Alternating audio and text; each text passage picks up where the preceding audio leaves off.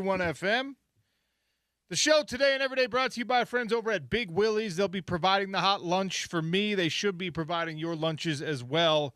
If you're sitting at work and you're already feeling a little peckish and you're like, man, in a couple hours, I'm really going to want a hearty meal that I can afford, and I might want to wash it down with an adult beverage or just a regular soft drink, where should I go? 1717 South Main. That's the answer to your question. Head over to Big Willie's. Tell them OC sent you. Enter your name in the raffle to win Utah Mammoth tickets, 2 eighth-row tickets to an early February game against the New Jersey Devils. I think it's on the 4th. You got the rest of the month to head over there and put your name in the drawing. We'll be talking some Utah Mammoth today. We'll be talking a little Utah basketball today. We'll be talking a little Utah Jazz today. Gordy Chiesa is going to swing by for the full hour in studio. Looking forward to that, as is always the case. And look, last night, your running Utes took on a Texas Tech team that, you know, I was texted back and forth with someone at the game, and I was like, man, that effort against BYU, the in-state rivalry on the home floor, where you saw some nice things. Again, no moral victories is the firm stance of the Sean O'Connell Show, but you want to acknowledge progress where progress is being made. And I was like, okay, there, you know, looked like there was some glimmers of hope there. And the unfortunate reminder of how tough things are in Big 12 play smacked you in the face against Texas Tech. 88-74, the final score there. Keanu Dawes had a better game, which we were asking for against BYU, but you couldn't get enough out of everyone else. And JT Toppin is a problem and is going to be a problem for everyone in college hoops. 31 points in his 36 minutes. He was 3 of 4 from 3. He had 13 rebounds. He had 7 assists, so he was flirting with that triple-double. And there's a reason why he's going to be a lottery pick. Just a tough thing. And in basketball, the obvious differences, the obvious benefits of having deep pockets it's probably a little bit more evident even in college hoops than it is on the college football world, because you could kind of, with alchemy and chemistry, team chemistry and good play calling, you can kind of make up for some deficits in the college football world that I think, especially when we get into, you know, the bulk of this Big 12 season, you're having a hard time finding ways to hide your warts. And unfortunately, this Utah basketball roster right now just has some.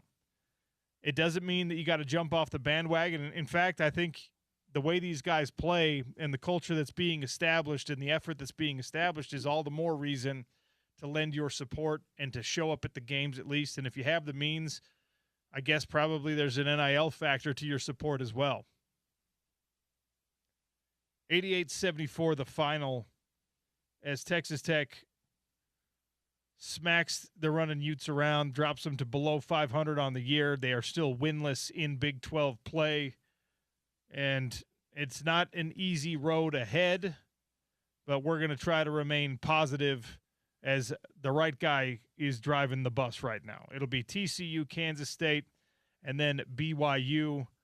I think you've got a slightly more winnable stretch in the 3 games following, although you got to go on the road to Lawrence. That's going to be tough. You host the number 7 right now, Houston Bearcats. You've got Iowa State at home. So at least some of those really nasty ranked matchups are going to be home games for this running Utes basketball team. But Alex Jensen doesn't ask for it to be easy. He doesn't expect it to be easy. In a lot of ways, he probably doesn't even want it to be easy, but it's not going to be for the running Utes. We'll jump into that conversation a little bit more. Maybe Gordy has some thoughts. Although there's a lot of NBA last night, so I don't know how much you got to watch of the running Utes. But you know the guy. He's a basketball junkie. He probably saw at least a little bit of it. We march closer toward an NFL playoff weekend. You should go to Big Willie's to watch those games. Monday, of course, is the College Football National Championship. And as I was preparing for the show this morning, If you're not listening, by the way, to the Dan Patrick Show in the mornings here on ESPN 700, you're missing a lot of great stuff. Also, people have texted about it and asked. Obviously, Scott Mitchell's no longer doing the down and dirty. The hour before my show, Rich Eisen is on, and I love Scott. You love Scott. But if you have to replace Scott, doing so with Rich Eisen is about as good as you can do. I could listen to like a 4-hour Rich Eisen show. The guy is just phenomenal. And he had Josh Pate on this morning, and they were having a conversation that I think is incredibly relevant right now to the world of Utah football, Utah basketball, Utah gymnastics, Utah women's basketball. I think it's relevant to what BYU is doing. I think it's relevant to what Utah State is trying to do under Bronco Mendenhall. I think it's incredibly relevant to every team in and outside of the Power Four conferences. And part of the conversation that they were having, and Josh Pate he's become, I think, top 3 as far as best in the business when it comes to the landscape of college football. I still love Joel Klatt. I'm a big fan of kind of everyone involved with game day.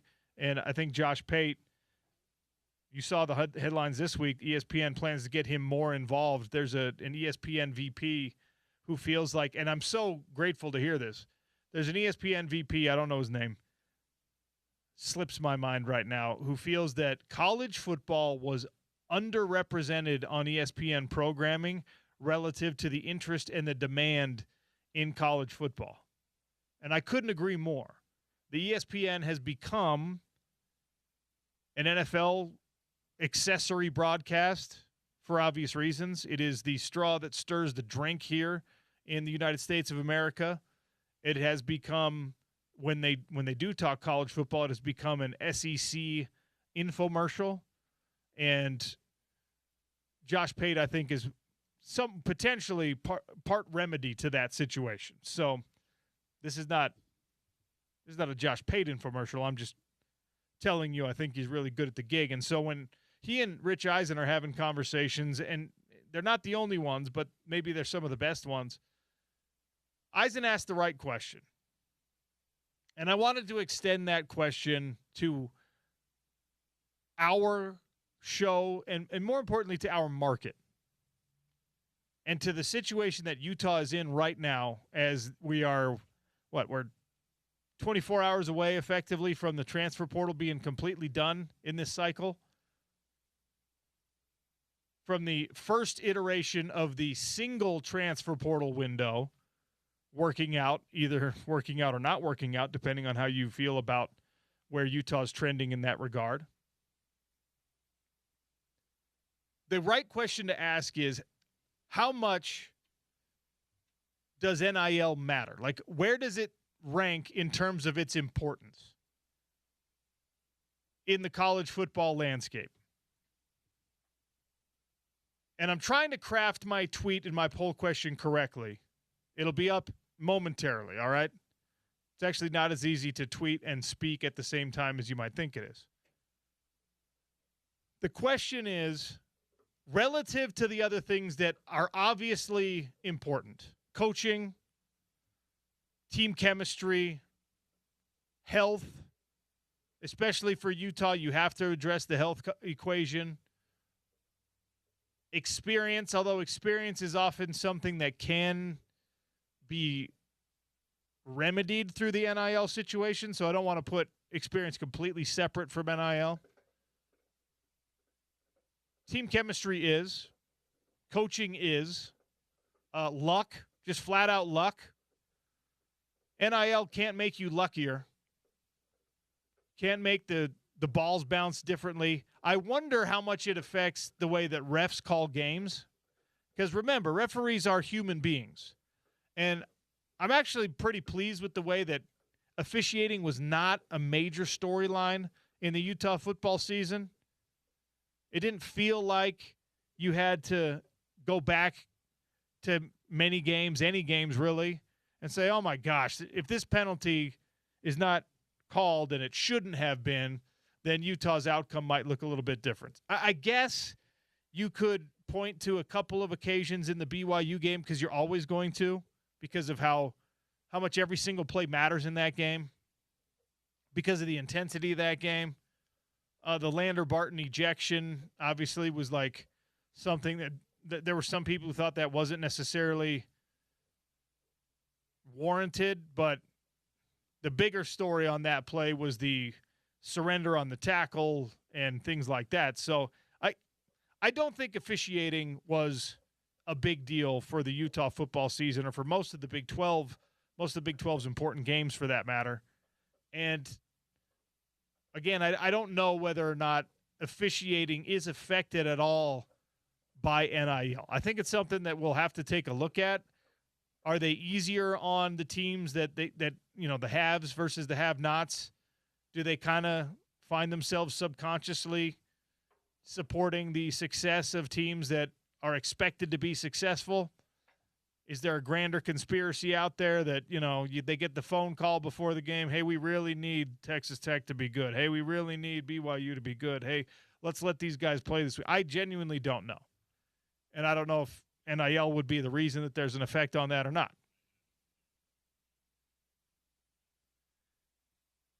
At the end of the day, NIL belongs where in terms of the hierarchy of importance? Think of those other things that I mentioned. Team chemistry, health, flat-out luck, coaching obviously being the big one. Where is NIL? Where is your ability to pay a roster in terms of the importance of you being successful in college football, college basketball, college softball, gymnastics, etc.? And the revenue sports are obviously the ones that are biggest here. How important is it that you're able to buy your team? We know that it's important, but is it number one right now for you? I think there's a lot of people who are so sick of this landscape, they want to say it's the most important thing and it's the only reason so-and-so's here and we're not. And I have to push back on that at least a little bit. And there are some people who will say Indiana is the perfect evidence why NIL is not the most important thing. And there are other people who say, no, Indiana is the perfect example of how NIL is the thing. Because Indiana, in a non-NIL world, does not exist. Okay, maybe. In a non-NIL world, Indiana could still be the Power 4 school that gives Curt Cignetti his shot. And Curt Cignetti's $12 million raise does not come from an NIL fund. Now, it comes from booster support, certainly, but it's not NIL, not the way we're talking about it. Louisiana governor would say it comes from the taxpayers. Yeah. If you're a Louisiana governor who doesn't have any faith in anyone who's not the governor, you're talking about it except in a different for Lane way. Kiffin, apparently. Yeah, apparently he likes Lane Kiffin, which, yikes. And his giant buyout. But what I'm going to put on the poll question, where does it rank? 1, 2, 3, or 4? Because it's not lower than 4.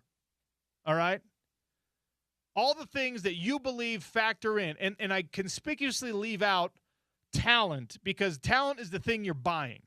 Yeah, talent is and NIL are basically one and the same. They're the same. Yeah. That's what you're paying for is talent. Now, I wanted to delineate between experience and NIL, but also you can buy experience. Right. And you don't have to say, oh, you know what, we're really talented this year, but we're young, and because of that, I don't know if we're going to be able to win those big games. If you have that feeling and you also have Oregon money, you also have Ohio State money, you also have Miami money, you're just going to go, well, where are we young? We're young along the defensive line, so here's what we're going to do. We believe in these 3 young players. I'm going to make sure I bring in 2 more that are experienced from whatever level, hopefully this Power 4 level, maybe from Florida State. I'm going to bring in a guy from Alabama. I'm going to get this dude from Utah who's always producing good defensive linemen, and I'm going to push that into the mix with my inexperienced players, right? So, or what Utah's doing, and which I think is fairly shrewd of Utah, of Morgan Scalley and his new staff to do. They pulled a couple players off the FCS national champion, so that's obviously lower than Group of 5, way lower than Power 4, but a sneaky way to acquire guys that maybe you can develop into Power 4 players. There's just NIL, you can say, well, we'll just paint NIL with that's the brush that covers everything, but it does not. It does not fix team chemistry if you have bad team chemistry. In fact, you got to be pretty good from a culture standpoint to have it not affect team chemistry. Did you see what was leaking out of Ole Miss yesterday?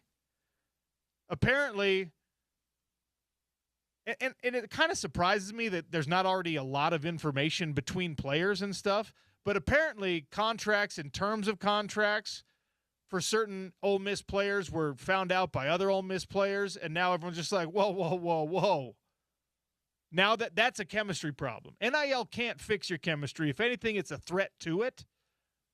So whatever else you think goes into being a winning team, you can't purchase your way into culture. You can't purchase your way into luck. You can't buy your way into good health. I've always thought drafting, OC. I've always thought drafting was important. What? We're not talking about pro sports. We're not talking about – yeah, we are, though. We don't like to call them pro sports, but they're pro sports. Yeah.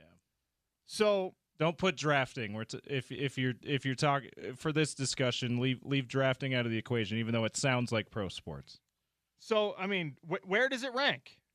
Where is NIL? 877-353-0700 at Real OC Sports. I'm putting the poll up, and you can vote on the poll. Where does it rank on the James Peterson arbitrary points index in terms of importance to success on the field? I'm not talking about like the JPay commercial success. I mean, we're talking about the teams that are winning right now. And you've got a national championship matchup between Indiana, who some people think is the outlier, and some people think is the example why NIL won't solve your problems. Other people think it is, well, that's what NIL can do for even a random school. The other is Miami, and Miami is a borderline blue blood. I don't think I can really put them all the way in a blue blood category, but Miami is a big money, always paid their players even before it was legal type school, and now they're definitely doing it. They've got a $20, $35 million roster. So Miami undoubtedly belongs in this conversation. And look, Ole Miss paid a lot of guys really well, but they're not the biggest spender in the SEC. They were a semifinal team. Oregon is one of the biggest spenders in all of college football. They didn't make it beyond the semifinals. To me, that's still a really grand season, and I'm not going to cry about it if I'm Oregon. The only thing standing in their way of a national championship this year might be Indiana. Indiana might be the Jordan Bulls for the University of Oregon. Absolutely. And it might not stop this year, by the way, for Oregon. So, I mean, and then you go down through the rest of the playoff field, and it's like, okay, well, it looks like most of those teams were big money spenders. But wait. JMU was there, right? Tulane was there. Those teams cannot be – you cannot give the bulk of the responsibility for their success to NIL because they just flat out are not in the neighborhood of the rest of these playoff teams. Now, I know the rules are what put them in there, but even if you zoom out a little bit and say, well, what about the other guys that were almost there? Well, Notre Dame's a big spender. BYU's a big spender. But probably not, as you made the point about Ole Miss, compared to their counterparts in the SEC, not huge spenders. Yeah. BYU compared to the rest of the CFP field, probably not in the neighborhood of most of those teams. Yeah, especially at certain positions. Like Bear Bachmeier, I don't know what his deal was, but Bear Bachmeier wasn't getting paid anywhere near what like Carson Beck's getting paid. Probably not what Ryder Lyons got for being the number one quarterback recruit out of high school, right? Bear Bachmeier was not that highly touted as a transfer into BYU. He showed that he has that ability, and he's undoubtedly re-upped in a big way for next season. But going in, his deal was, I would guess, probably lower than even Ryder Lyons, who's a year at least away from even joining the program, let alone being compared to some of the other top quarterbacks in the Power Four. Now, I don't know if Bear re-upped during the season, if they renegotiated after like 6 games, and he showed that, like, well, after he beat Utah, maybe. Like, let's keep this kid. I don't know, because you don't really have to do that. No. I mean, there's a policy. Utah does not do that in season, right? You don't get to be the guy who's like, I scored 4 touchdowns. If you want me to keep playing, you got to pay me. They don't negotiate with terrorists that way. They will not do it. Sounds like a good question for our next Red and Blue segment. What's BYU's policy on that? I'm sure it's similar to Utah. I'm sure it's similar. Like BYU's coaching staff is cut from the same cloth. So I can't imagine. Can you imagine walking into Kalani's office and just being like, I'm not going to play the rest of the season unless you give me more money? Saying that to Kalani? Like, fine. He'd be like, first of all, he's the kind of guy, he's the big brother, he's the uncle that you just do not want to disappoint. He'd give some kind of guilt-trippy line. Well, I just... like, are you being serious, bro, or is this some kind of joke? And then you're just like, And then if you do push it too far, Kalani is also the big brother or uncle that you do not want to cross, right? So I can't imagine anyone doing that. I also can't imagine Bear Bachmeier doing that. But now that's like Bear last year was making nowhere near market value. This coming season, he's making really good money. I have on good authority, right? And look, we know that BYU outbid Utah for a couple of guys. We know that BYU outbid several other teams. Like the Kedu Lawave, who was the number one linebacker available in the transfer portal, who's going to BYU. The other team that really wanted him was Michigan. Which makes sense.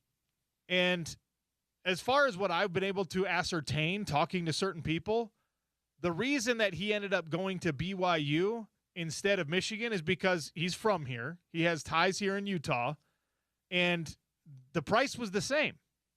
And there was going to be maybe some questions about how well his credits transferred over to Michigan. And Michigan has this weird rule about if you want to graduate from Michigan, you have to have at least, I think it's like, you have to be there for 2 semesters or 3 semesters in order to get your degree from Michigan.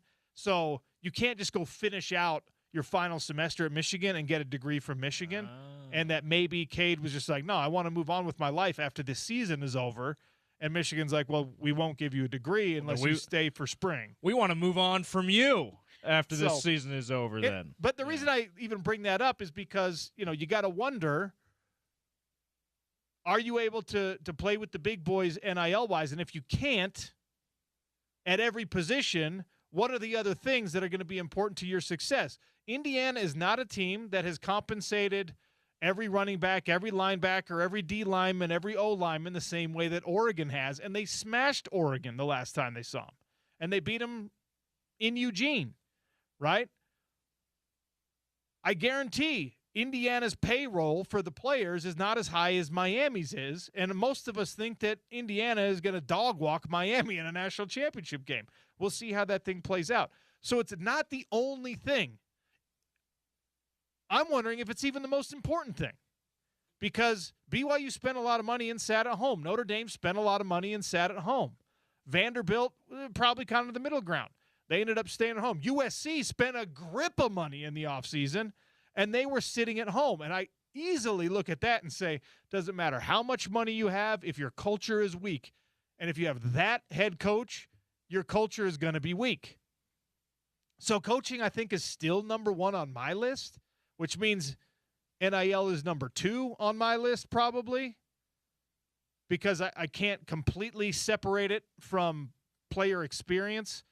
Player talent obviously matters.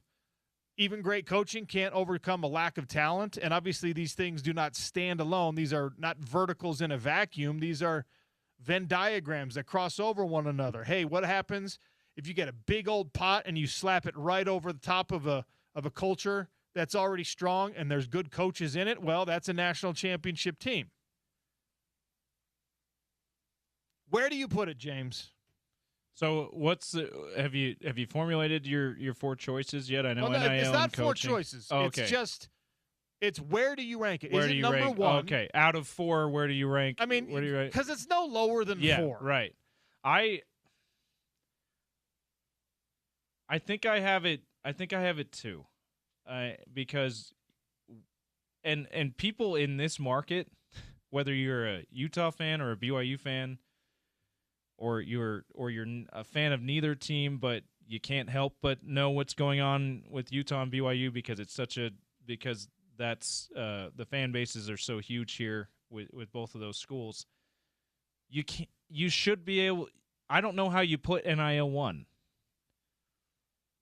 because coaching clearly has been and talent development and culture, everything that goes into just the umbrella statement of coaching is the thing that has made Utah what it is right now. And it's starting to be that thing that's making BYU what it is. Wait, that's an important thing for you to say, by the way, because here on the home of the Utes, there are a lot of our listeners, we want to do this, right? We want to say that BYU is only good because they are allowed to spend their money now. Compared to Utah, they've been able to spend a lot more recently. Yeah. Now, hopefully that changes from a Utes perspective with the influx of private equity and everything else. But I think it's okay to say compared to Utah, yes, but compared to everyone else in the nation, they're not touching the SEC schools. They're not touching Notre Dame yet. Maybe they will at some point. And I think more importantly is, even if you slap a bunch of BYU dollars, all right, you got a bunch of creamery bucks on that roster, if they're not coached by the guys we know are great coaches, because we've seen them be great coaches at the University of Utah. Like, if Kalani Sitake is not the head coach there, who's managing that culture and doing it while also maintaining all of the other things that you have to as the head coach at BYU, if he's not getting guys like Bear Bachmeier to be his quarterback, who's not LDS, right, but fits very much into that community and to that football culture and to that Provo culture, he fits into it perfectly, right? That's a coaching thing. That's not a pure NIL thing. That's not a talent thing. That's not a we spent money and that's how we got this type of thing. Does it help? Absolutely. Could Kalani Sitake have a Big 12 runner-up roster if they weren't the Big 12 runner-up in spending? Probably also yes, right? Because I think that's where they are. I think in football it's Texas Tech 1, BYU 2 in terms of the football spending. But I also think that if you put Kalani's players and culture and assistant coaches on like a Cincinnati budget, he has more success than Cincinnati. And also he's a good coach. And think about nationally too. The last few national champions, yes, those schools are giant brands with a lot of NIL money, right? But they're also schools with great coaching, who've established great cultures.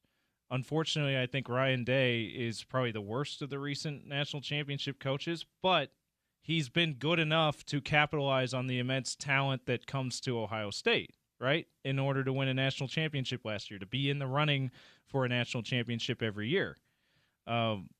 Jim, now you say what you want about the cheating and Connor Stallions and whatever. Jim Harbaugh also established an incredible culture at Michigan, right? The national champion a couple of years ago. We've already talked about Indiana all year long. So even when you zoom out in the national level among the teams that are winning national championships, and usually this year's an outlier with Indiana being the probable champion, usually those are the biggest spenders in the nation when it comes to NIL and facilities and everything else.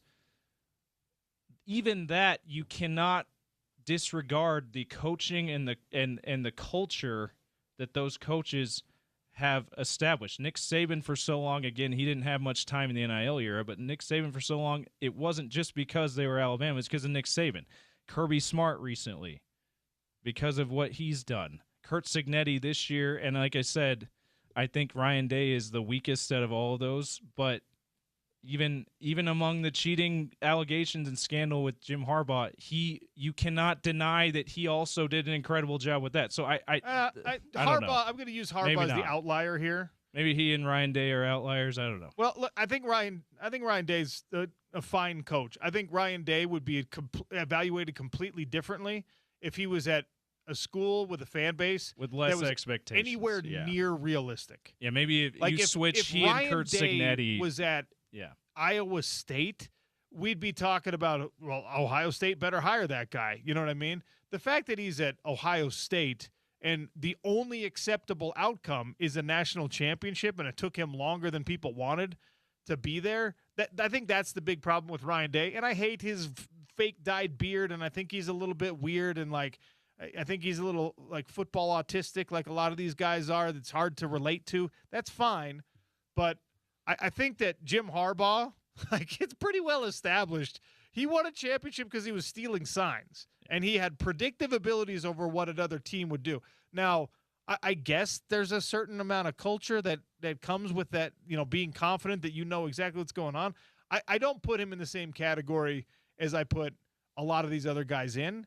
And, I mean, you can push back on everything we talk about with great coaches because, like Nick Saban was the best coach in football. He developed the best coaching tree in football. He's probably the GOAT, right? Well, Nick Saban was also coaching Alabama teams that were absolutely paying players way before other teams were paying players. So it's not like he was playing on an even field. And the reason I brought this up in the first place is because we're looking at this transfer portal, the window closing. We're seeing Dante Moore announced yesterday that he is staying at the University of Oregon to play another year instead of going to the NFL. He's not going to go into the transfer portal again.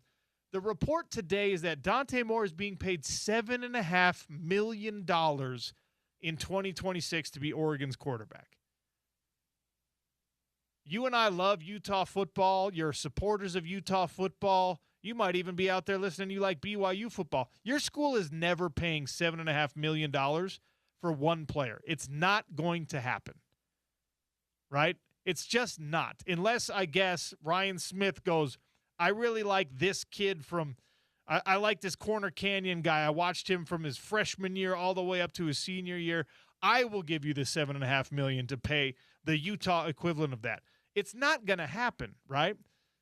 Is that the reason why Oregon's going to be in a national championship semifinal or a national championship game next year? Well, it's not the reason, but it's not the only reason. If you give that to a bad coach, we've seen what that looks like. Yeah, and Dan Lanning has been one of those national guys that, from an outside perspective, really feels like he has been a great established culture guy, great X's and O's coaching staff, and great at that himself, gotten better at it each year he's been a head coach. So even at the biggest spenders, coaching feels like it's still the most important thing, and it's especially the most important thing in a market like ours when you're not going to be the biggest spenders compared. Maybe you'll be close to that in your conference, but not well, Texas Tech is doing what they're doing, it certainly. But you're not going to be that close to that nationally, right? So coaching is, I think, still the most important thing. All right, we'll get deeper into this conversation later in the show. We're over time. Gordy Chiesa is going to be with us for the next hour. I know Gordy has some thoughts on this exact thing, right? Because in the pro sports world and in the college football, basketball, softball world now, there are way more parallels than there are differences. So we'll pick Gordy's brain about this and everything else regarding the NBA. He joins us next on the Sean O'Connell Show. It's ESPN 700 and 92.1 FM.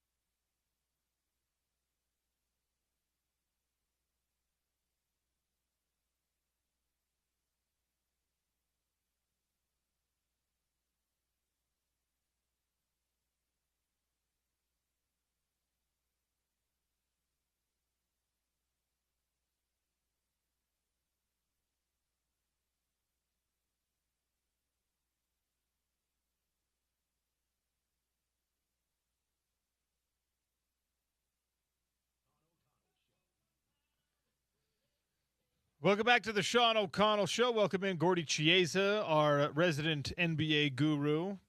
By the way, it's National Bagel Day. Head down to Nano's Bagels, 668 East Union Square in Sandy, Utah, the old stomping grounds of yours truly. God's country, I like to call it. Authentic New York bagels and New York bagel sandwiches, as the owner likes to say. We would call them sandwiches. You've heard his commercial. He says sandwiches. They are incredibly authentic down at Nano's Bagels, 668 East Union Square in Sandy. We were talking about this off air. Gordy, obviously, you can tell by his accent, knows a thing or two about a New York bagel. Yes, I do. Hi, Sean. Very much. Bagels are part of the culture back in New York and New Jersey. Absolutely. And people argue over who is the best bagels. Yes. Whether it's the guy from Midtown Manhattan or the guy from Cliffside Park, New Jersey, or the guy from Brooklyn. And it's an art form. And yes, I know I've had many bagels in my life. As a matter of fact, my family relatives, sometimes when they're in New York City, they get up at 5:30 in the morning to order the bagels. So when they walk into the bagel shop on say 57th Street in Midtown Manhattan, they get their order right away as the owner throws the order at them, and they have to catch it in midair and then go to work that day. So when you talk to people from back east and New Yorkers specifically about, well, come on, because you got to be skeptical if you're not indoctrinated to it, right? Like, okay, I get it, your bagels are the best, but why should they be better? Are you using different flour? A lot of them will say, no, it's the water, it's the New York water, whatever. What theory do you prescribe to, Gordy, that separates New York bagels from the rest of our mortal bagels? Love. Okay, all right. Love. It's the love of the baker. The love of it. It's a recipe that he's perfected, usually generational, and that's why it's great. And so, New York, if you're in New York and New Jersey, the three things that are absolutely cultural are bagels, pizza, and New York style cheesecake. Ooh. Those three are. People have arguments. What's better? Who has the best pizza, cheesecake, or bagels in the city, and/or Metro, New Jersey, New York, and/or fights? And it's got to be you got to be able to order it by the slice if we're talking about New York pizza. Oh yeah, no, that's right. And it's a whole pie. Come on, what are we talking about? Not New York. And a New York style cheesecake. Oh my, that is a whole different thing. Are you a cheesecake guy? Yeah, I try. I temper my enthusiasm, so I have it usually on average. I don't want to exaggerate. Only 3 times a year. Okay. And that's by design. All right. By design only. Otherwise, I eat the whole thing. I know that portion control problem. You heard what we were talking about, Gordy, before we brought you in about the hierarchy of importance and where NIL, effectively payroll, fits. And you've been around pro sports a long time. You've been watching college basketball since before most of us were born, and you've seen all these changes. So where would you put it? Like the NIL, the spending, the ability to provide from a financial standpoint for college athletes specific, and then we'll get into how it's different or the same in the NBA and in other pro sports. But your payroll from an NIL endorsement perspective, however you get that money, how much should that be contributing to your ability to win? It can't be the most important thing in my mind, but it's darn near the most important thing. Yeah, very much. So the way I listed right now would be one, by far, is coaching. Okay. Absolutely. Because coaching in those close games, whether it's football, whether it's basketball, whether it's baseball, etc., is that coaching absolutely the little things, the nuances, why players overachieve and why they win close battles. Second now in this generation, as of we'll say 2021, is by far NIL money because you need talent. And so now private equity is involved, and it's only the beginning of it. We've only touched the first basis of it, and it's going to get much further and further and further out. 3 is culture. And part of culture, when you walk in that building and or practice facility, there's a certain amount of respect and discipline that the winning programs have. And the last one is player development. Is that your coaching is good. You have a whole bunch of money. The culture is good. And now those guys that are underdeveloped as far as usually physically, and you get them stronger, quicker, and more athletic, and then you work on their skills, and you're able to become major contributors or absolutely difference makers. And the last point about it is that all the above is that the first four things, and the last thing you do need is what? A thing called chemistry. So you can have everything going for you, but the star players think they're stars, and it affects all the group. And so chemistry is the most underrated thing in sports. And when the difference makers are team-orientated, wow, your team can be champions at every level. The chemistry thing is actually, for me, one of the most important as we're in this NIL era, because I don't know how you maintain elite team chemistry in a college program when there's guys who are making nothing, which is not the case in pro sports, like truly zero, beside their scholarship. And I guess for walk-ons, they got 0-0. And then you've got guys like Dante Moore who's making $7.5 million. Yeah, he's staying. Like those dynamics, I think, would be hard to coach. Yes. All right. So now comes down to individual respect for your teammates and floor mates. Basketball, it's floor mates. In football, it's field mates and other sports. And your teammates are there. So that you've got to respect your teammates as equals, even though you're getting paid more money. And that's when you get them involved as far as decision-making. You go out of your way to really talk to them about things on the field and off the field. And generally speaking, you're sincere about their interests. Even though you're the highest paid performer in the locker room, you really have an interest in everyone else. And that's part of it, because you're a leader. Leadership is not only on the field, it's 24/7. And that's why it changes. And we see it in the NFL right now. I'm assuming, Sean, that most of those quarterbacks in the final 8 teams in this weekend, those guys are all leaders, both on the field and the locker room, above sea level, 35,000 feet on a charter plane, and also when you're entering the bus before a game. And these are all things that we live this life so that we've seen it firsthand, how why teams have chemistry and why they don't, or it's slipping because so-and-so thinks they're more important than the group dramatically. It's interesting. I used to work in the bars and clubs downtown while I was in college and stuff, and the Jazz would come through, right? I got to see some of these guys in their young years when they were out clubbing and partying and things like that, and I didn't really put much thought into it at the time other than, wow, that's a big bar tab that guy's picking up. But it was customary, it seemed at least, for the biggest star who happened to be at the club that night to pay the tab. That the guy who was the highest compensated or the highest profile player when he and his friends were hanging out and ordering bottle service to the table, that's the guy who we brought the bill to.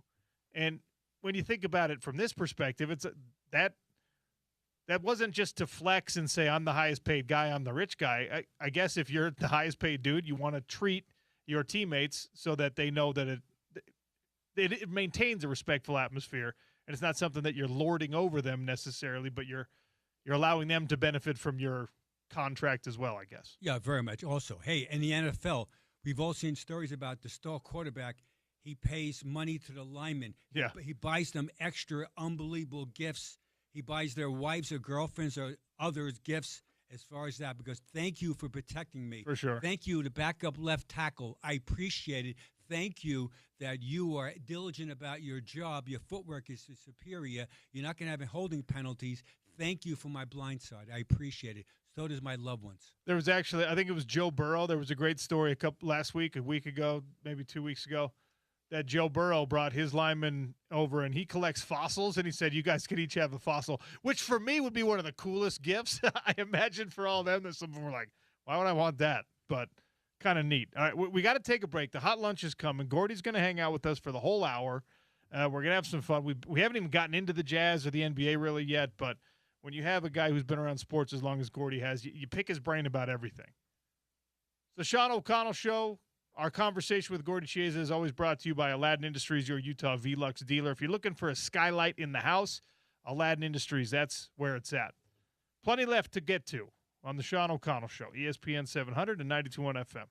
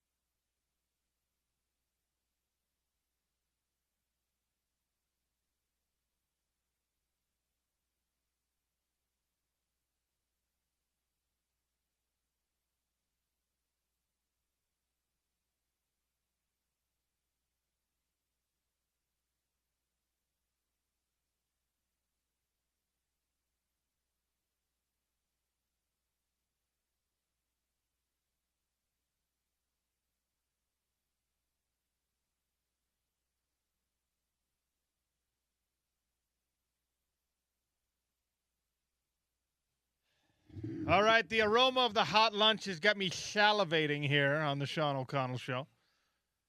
Big Willie's at 1717 South Main has incredible deals on all the drink specials. They also have incredible lunch specials every single day. And Patrick, owner, proprietor, operator down at Big Willie's, is here with us again today. He hand-delivered the hot lunch this week, which is a special treat. It's always great to see your pretty face. How are you? Oh, thanks. Good. Doing great. Am I getting too skinny? Is that why you doubled up on me today? Yes. Yeah. You know that once you go below a 32 waistline, they call me, and then I start delivering the lunches again. I'm wasting away. I thank you. I'm not below a 32 waistline for all you people on YouTube. You can tell. What do we have here? I got a burger. Yeah. So the Willie's burger is a prime example of the love the kitchen puts into their food. They take the ground beef, they season it, they saute onions and bacon, and then form it into patties, and then grill it into a delicious burger. So it's when we say it's craft down there, it's craft. Everything's from scratch. And then I said, as you and your lovely wife were leaving yesterday, you're like, "Hey, what should we bring you tomorrow?" I said, "I want some tots. Napoleon, give me your tots." I wanted some tater tots. So give me something meaty with tots. And this other dish, what is this? So the other side is an appetizer. It's a play on words. It's a tacho. So instead of using tortilla chips with all the nacho toppings, we use the tater tots. That's exactly what this is.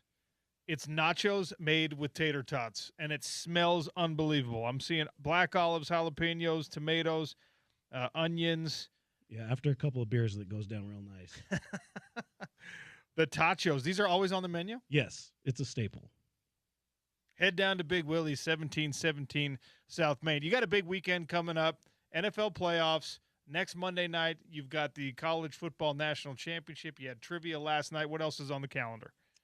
The NFL is Saturday and Sunday again this week during the day and afternoon, so come on down. We put up a bunch of new TVs. We have 9 total in the dining room. 72-inch. They're really nice, crisp, clean, brand new. And then Monday is the national championship game that I think we're all excited about. Hopefully it's a little bit closer than Indiana's past couple games. Isn't it wild to be thinking, like, I hope Indiana doesn't blow out Miami in the national championship game. We might see the second string in the third quarter again. You never know. If somebody told you that in, like, 2015, you'd have laughed them out of the building. I think Indiana might – kill the Miami Hurricanes. We'll see how it plays out, but here's one thing I know. The drink specials are always cheap, wallet friendly. They got cold beers on draft. If they don't have it on draft, they've got it in a bottle in the coolers. The pool hall, perfectly maintained, number 1 pool hall in Utah. And most importantly for me, this food menu is top notch. I have yet to try something on the menu that I'm like, I don't want that. I don't like that. I didn't tell you this. Green beans are like my least favorite food. So when you brought me green beans yesterday, I was just like, I don't know, man. Am I going to try these green? Even the green beans were excellent. Yeah, the green beans are fire. So if you can go down to Big Willie's and they have your least favorite food on the menu, order it, and even that's going to be delicious. Yeah, everything's top notch. And if you don't like it, I'll buy it. Wow. Don't abuse that, okay, people? Come on.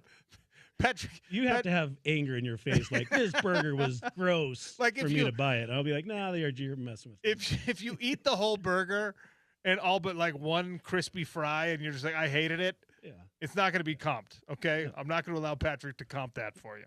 What's the drink special today? We have Jack Sailor Fernet, Wild Roots Huckleberry Vodka, all on special for $3.75. You are not going to be able to find drinks cheaper than that. If that's what you're into, Big Willie's is where it's at. 1717 South Main, right in the heart of Salt Lake City. Look for the building with the cool mammoth painting on the side. Yeah, that mammoth is awesome. Dope. Are people always like pulling up and taking Instagram pictures? Always. They'll sit on the corner, and then I forget it's on the side of the building. I'm like, what are these people doing? And then I'm like, oh yeah, we have a dope painting on the side of our building of a mammoth. It's kind of becoming that, like, there's all these places all around. You go to like Austin, Texas. There's spots where people wait in line to take a picture in front of the like angel wings. I think that might be in Nashville, but whatever. Like, it's becoming one of those. Yeah, it turned out so nice. when the governor sent a tweet out about it, I was like, no. Michelle told me that, and I was like, this is insane. That's pretty cool. Yeah. And you will be attending. If you win the raffle, you go to Big Willie's. You tell them that you heard about Big Willie's on the Sean O'Connell Show. They'll put your name in a raffle for 2 club-level Utah Mammoth tickets when they take on the New Jersey Devils. February 4th is that game? Is that February 4th. So come down, have some lunch or dinner, watch the game, fill out a raffle ticket. We'll be drawing it here again out of the basket. And you'll get to go hang out with Patrick and his much, much better half at the Utah Mammoth game. Yeah, for sure. Thanks for bringing me a double dose of the hot lunch. You're welcome. Well, I figure you guys split, so we wanted to bring enough for everybody. Yeah, sometimes I share with James. If it looks like it's going to be my favorite, I'm just like, oh, sorry, James, there's not enough today. It's really too bad. James, make him share with you. It's not polite. Sharing's caring. I'm going to make Patrick buy it. That's how mad I am. All right, I'll buy you lunch, James. Come down. You should have came down last night. The trivia was off the hook. I know, James. I know. I wasn't able to get away with the baby at home, but I tried my. I was like, Office trivia, babe. We love The Office. She's like, no one can watch the baby. James has got how old is he now? 7 months. He's 7 months. 7-month-old at home. So his wife and him are still in that. Like you didn't offer to babysit. We're seasoned parents at this point. All right. I don't know about seasoned. And they're still in that. Do we feel guilty leaving the baby to go do something and enjoy ourselves? Like they're still in that phase. It's fine. You'll get over it. Understandable. You'll get over it. When they start talking, that all changes. Just get a dog and leave him there. They'll be fine. The dog won't let anything bad happen. The dog will babysit. Absolutely. Exactly. Rocky does that for you, right? My dog does that for me. And like there was Peter Pan. They had a dog that they dressed up as a nanny. They called her Nana. No one questioned that. You could do it. Patrick, thanks for the hot lunch. You're welcome. Thanks, guys. Gordy Chiesa is still here in studio. We got a lot to talk about, including a changed format in the NBA All-Star Game. What's the Team USA roster going to look like? What's the world roster going to look like? We'll get to it all on the Sean O'Connell Show, ESPN 700, 92.1 FM.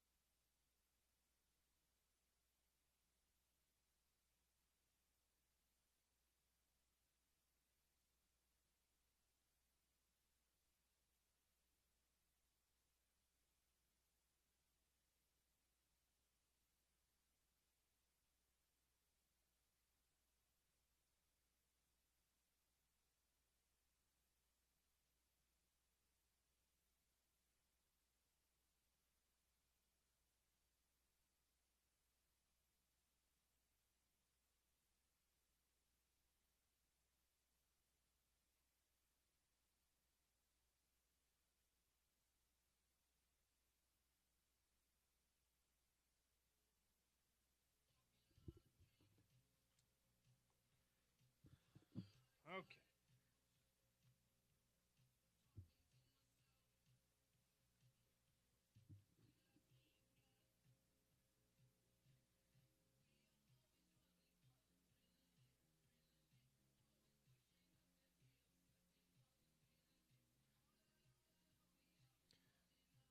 Sean O'Connell Show, hour number 2. Gordy Chiesa here.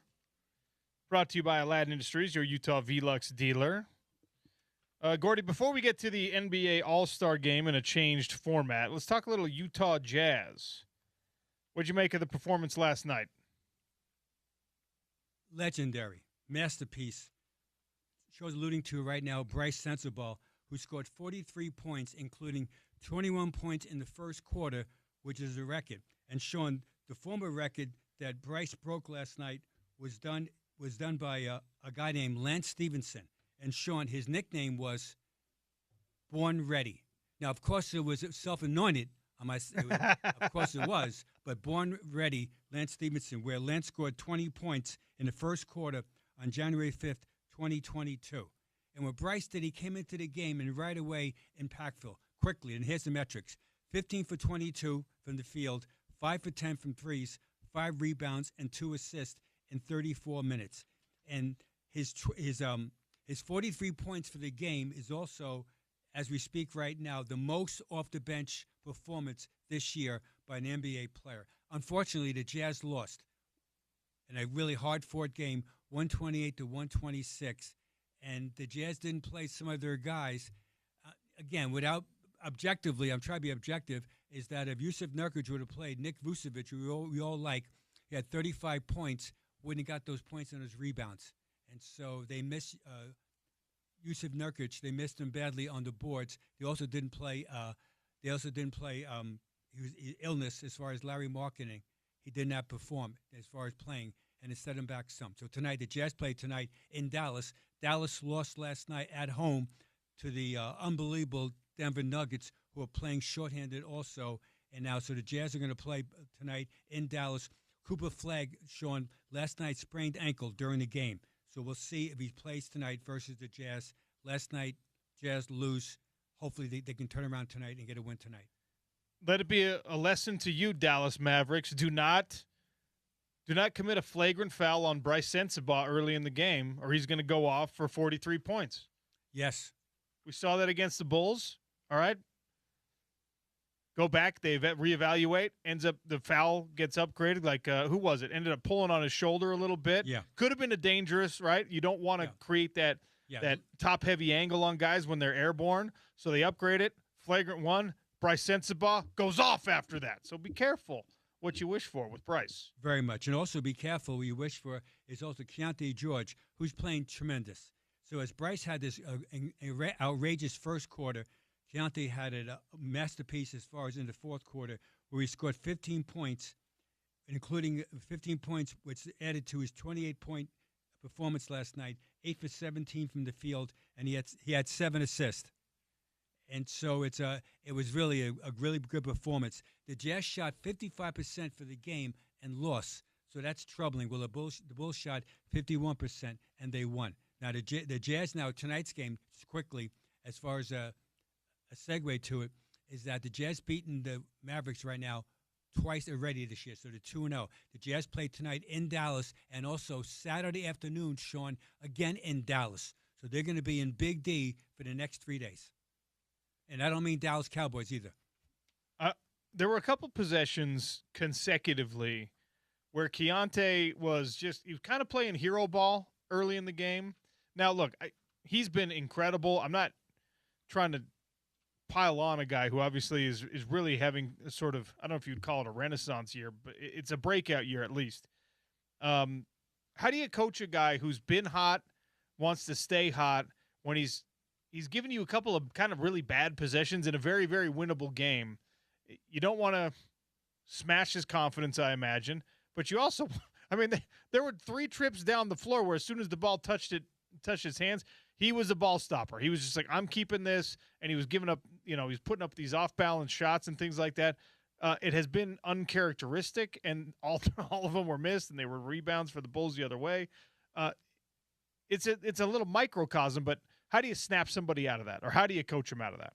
Well, at the moment, it's that split second where you want to be with ball confidence, but also you want to share the ball. So what you do that is that during the timeout, you would say to him, we want you to be aggressive, but first move the ball first. So instead of coming down and have no one else touching the ball and you going one-on-one, we always tell the players, let's go organize one-on-one where the ball swung to you in space, and that's a great time. The defense is sliding over. They're late getting there as far as in coverage, as far as help defense, and you have a much easier chance to get to the top of the basket. So you try to get to his senses and calm him down. Usually speaking, most young players, Sean, play offense too fast and defense too slow. So at that moment you're alluding to, he was playing offense way, way too fast. Even though you love his confidence, and he did deliver later on in the game, you want him to be more measured at that time. Talking NBA with Gordy Chiesa here on ESPN 792.1 FM. We've got Warriors-Knicks on the station tonight. Coverage starts at 7:30. Tip-off is at 8 o'clock right here on ESPN 792.1 FM. Jonathan Kuminga has demanded a trade from the Warriors. So we talked about that all offseason, Gordy. What's going to happen there? Are they going to find the right, agreement? And that's gone sour. Yes, it has, very much. They tried to have it work out, and it is not. So Jonathan Kuminga, who's really a major young talent, remember, they drafted him. And so usually speaking, when you draft somebody, you don't want to trade them.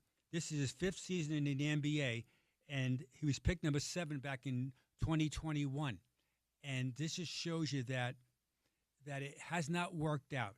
So between now and the trading deadline, which is Thursday, February 5th, they're going to trade him. Now, the problem is going to be they're not going to get equal value for him. And so the Warriors are going to make a value judgment where addition by subtraction, and his new team will embrace him with open arms as far as this guy that has talent. And usually speaking, we need more scoring for lesser teams, and that's what he's going to provide for them. So it has not worked out. They're going to try to move him, and I'm sure it's going to be in a process right now. Who do you think are the biggest players in the Jonathan Kuminga market? Bulls. Bulls could go after him as far as trying to get him. And the Magic could try to get him also as far as try that. The Bucks also will be a major player as far as the Bucks right now underachieving. Right now they're 17 and 23, so they're going to move players around, and it's very possible that Kyle Kuzma could be in play also. So it's possible you can make a narrative with other players involved also. Kuminga for Kyle Kuzma. Interesting. You could. It's possible as far as the numbers working out with other players involved. For Kuzma, I'd like to see that. I'd like to see him end up in the Bay Area playing with that Warriors team if they could make that work. And the trading deadline, remember, you need partners to trade. So sometimes it might be a 3-way trade. Now, usually speaking now, there's always an outlier, but everyone's talking all 30 teams, but only basically 10 to 12 teams are actively trying to trade.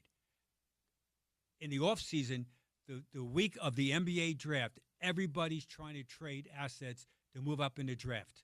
And so right now, some of these teams will make trades. And we saw the first trade already with Trae Young being traded from the Atlanta Hawks to the Washington Wizards, and C.J. McCollum and Corey Kispert going from the Wizards to the Atlanta Hawks. That's just the beginning. What about Jazz basketball? Any trades?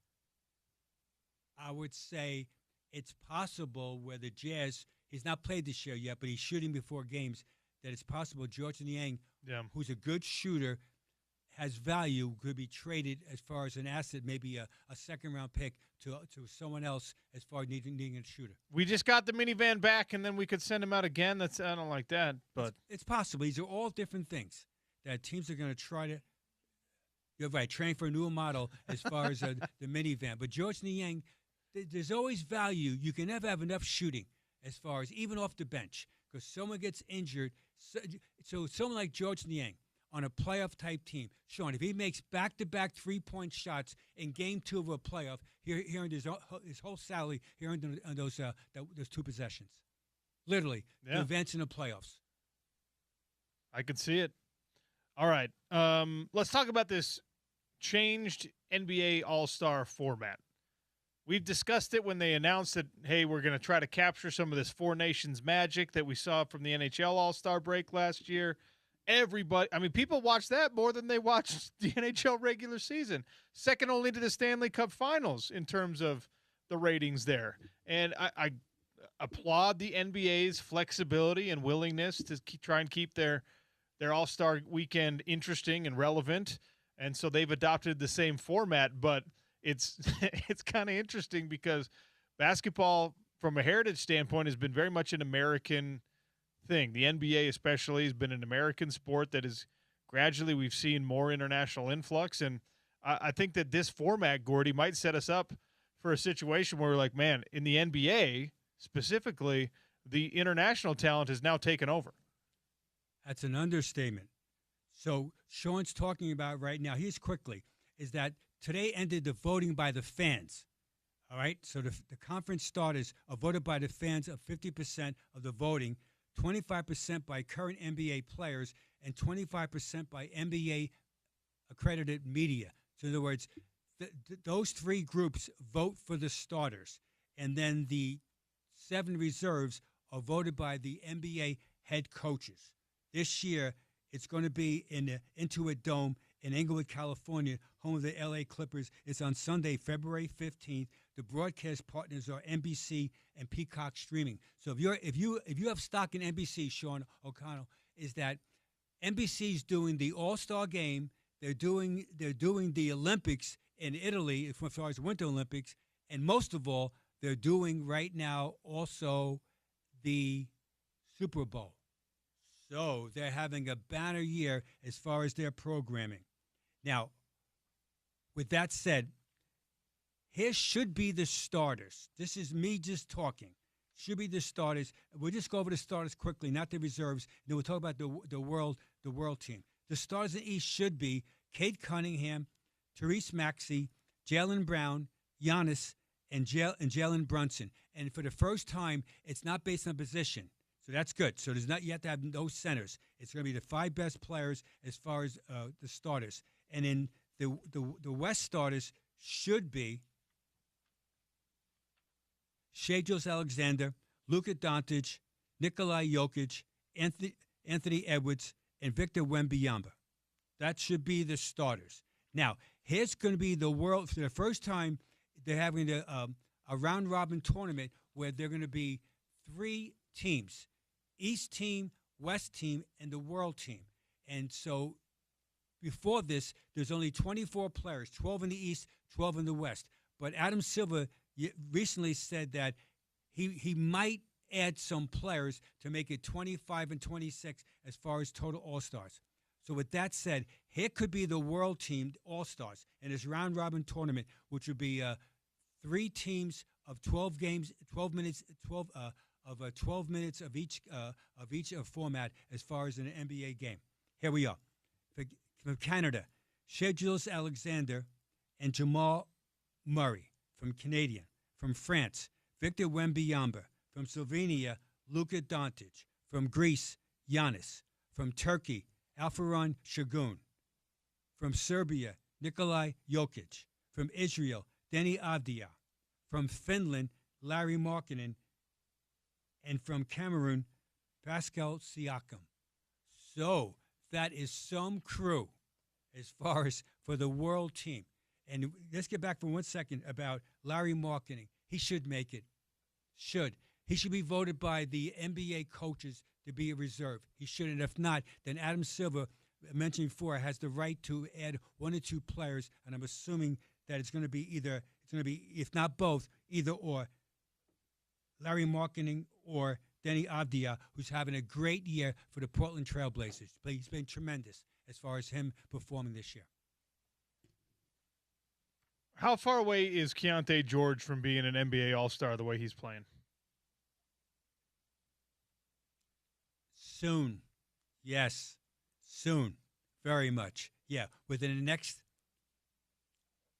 2 to 3 years, they'll be right there as far as knocking on as far as him making the All-Star team, because he has enough scoring ability and as far as talent. So see, Jamal Murray, we all love him. This is his first time Jamal Murray should make the All-Star team as a reserve. So as great as he was, he's never made the All-Star team. That's how hard it is. It's not a question of he's not an All-Star type caliber. There's just so many guys that are ultra-talented, and there's just few spots. So, for example, C.J. McCollum, Sean, has averaged 20 points a game for the last 9 years, never been an All-Star. That's how hard it is to make the team. Keontae George, this is a press release from the Jazz that just came across the desk here. Keontae George is going to be honored by his old high school, Louisville High School, which I suppose it kind of depends on the relationship you have with your early days and your neighborhood and all that kind of thing. For me, I peaked in high school. There would be nothing cooler than to have my old high school be like, hey, we're hanging your jersey in the rafters or whatever, just honoring you. I don't know how it's going to affect Keontae George, and he's only been out of high school for 6 years. So it's a little bit different for him. But that's kind of a cool little honor. Oh, very much. Absolutely, because that's your neighborhood. That's where you grew up.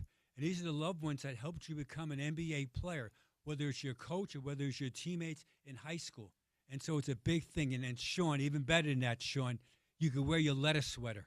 Yes. Yes. You know, the letter sweater for the young listeners right now is that a badge of honor is when you are able to go to school and you get a letter sweater and these different stripes on your sweater based on if you're varsity for how many years. And it sounds so trivial, but when you're 15, 16, 17 years old, and usually you have pimples in your face, that's a big, big thing as far as having that. It was the coolest thing, right? And I was born in the wrong era because it was probably not even cool to care so much about your Letterman jacket by the time I made it to high school. But, man, making varsity as a sophomore and being eligible for that varsity letter when you're there was only two other guys in the grade that were varsity in football.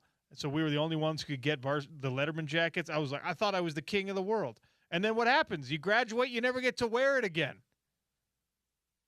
I want a reason to wear it again. Well, I might just wear it into the studio just for fun. Absolutely. Sean, bring it in. Bring it in. I want to see you a Letterman jacket. I want to see if you can be flexing with it. I mean, beautiful. It's beautiful gray leather sleeves. It's this nice dark maroon for dear old Jordan High. I mean, it's a beautiful piece of wardrobe. And it's just been collecting dust for 23 years now.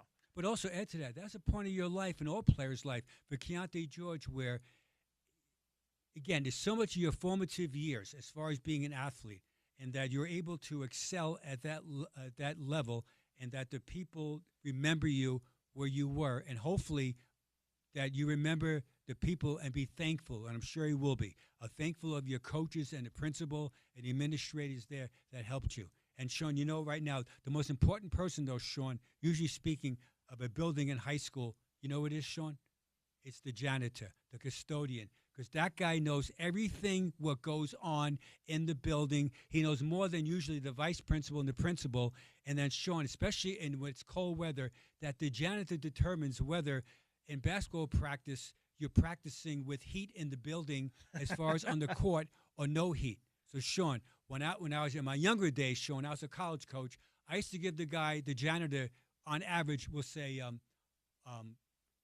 4 bottles a year of Cutty Shark to make sure that on Saturday and on weekends, Saturday or Sunday, that the heat was on the gym, no matter what happens, at least 2 hours before we started practicing. Sean, on average, 4 times a year, Cutty Shark. Gladly. Love it. Let it be a lesson to all you folks out there. Just, give a shout out, maybe a little gift or something to your high school janitor. They keep things running. There's been a conversation this week about the Memphis Grizzlies entertaining trade offers for Ja Morant, who's obviously he's the biggest star on that team, and he's been one of the embattled stars recently in the NBA. We facetiously were joking about send a guy like that to a place like Salt Lake City where you can't find the sort of trouble that he's finding himself in. But realistically, what are the teams that might be in the market for a star like Ja Morant? Well, he's a star, but he's troubled. Here's his contract, so you've got to find a team that's going to move a lot of assets to try to get him. So here's his contract this year. $39.4 million, $26.27, $42.1 million, and $27.28, $44.8 million. And so I'm not saying that it's impossible to trade, but it's unlikely right now as far as between now and February 5th. There'll be more people that will be off the books come July 1st. So you could trade him right before the draft and then announce it after July 1 of this year, where you get more bang for your buck. So it's possible, but it's unlikely because of the numbers right now. It's like Anthony Davis also, the exact same thing. Remember, a lot of times the agents are talking, but the teams aren't. So for example, Rich Paulson recently of Clutch Sports, which represents, besides LeBron James, Anthony Davis, and many, many other star players, he wants to be traded. That sounds great in theory, but if I'm the Dallas Mavericks, they're going to do what's best for them, because now Cooper Flagg is the biggest star for them as far as they're going through, and so they're not going to get. You don't have to trade Anthony Davis right now. You do not, and so they're going to try to wait and see to get the best deal for them. What's the reaction in the locker room when somebody like Rich Paul colors outside the lines a little bit and says, hey, we should trade Austin Reeves for so-and-so or whatever? And now you've got a situation where Reeves is looking at Bron and be like, your best friend and agent is trying to get me traded out of here, man. Like, how does the locker room handle that? The answer is it's very, very trippy about it. As far as LeBron's quote is saying that my agent represents his own interests, not mine as far as this situation, and that Austin Reeves, we're teammates right now. And Austin Reeves also, guess what, is a talented player. And so how you handle it is that you go to that player and explain to him, hopefully with sincerity and be truthfulness, is that that's my agent talking, that's not me. And so that's why it's so important to have with each other an individual relationship that's based on a word called trust. That when you break trust in a team sport, it's hard to bring it back. And trust is everything besides talent. And that's what we call this. To be successful, Sean, we call it the 3 T's: trust, talent, and technique. And all 3 are equal as far as in a team setting. What's the list today, Gordy?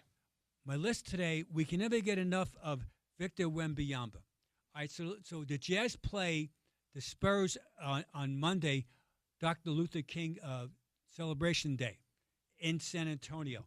This list today is the all-time best retired or present French NBA players. So French NBA players, it's the top 10. But Sean, before I give you the list right now, I want to test you knowledge of France. Oh, okay. All right, Sean, all right. What is the capital of France? Paris. Correct.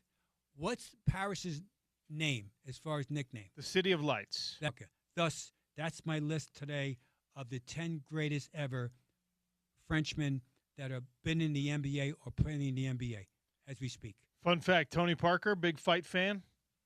Yes. We've done a few events over in France. Tony Parker's been to a couple of them. Always very gracious with his time.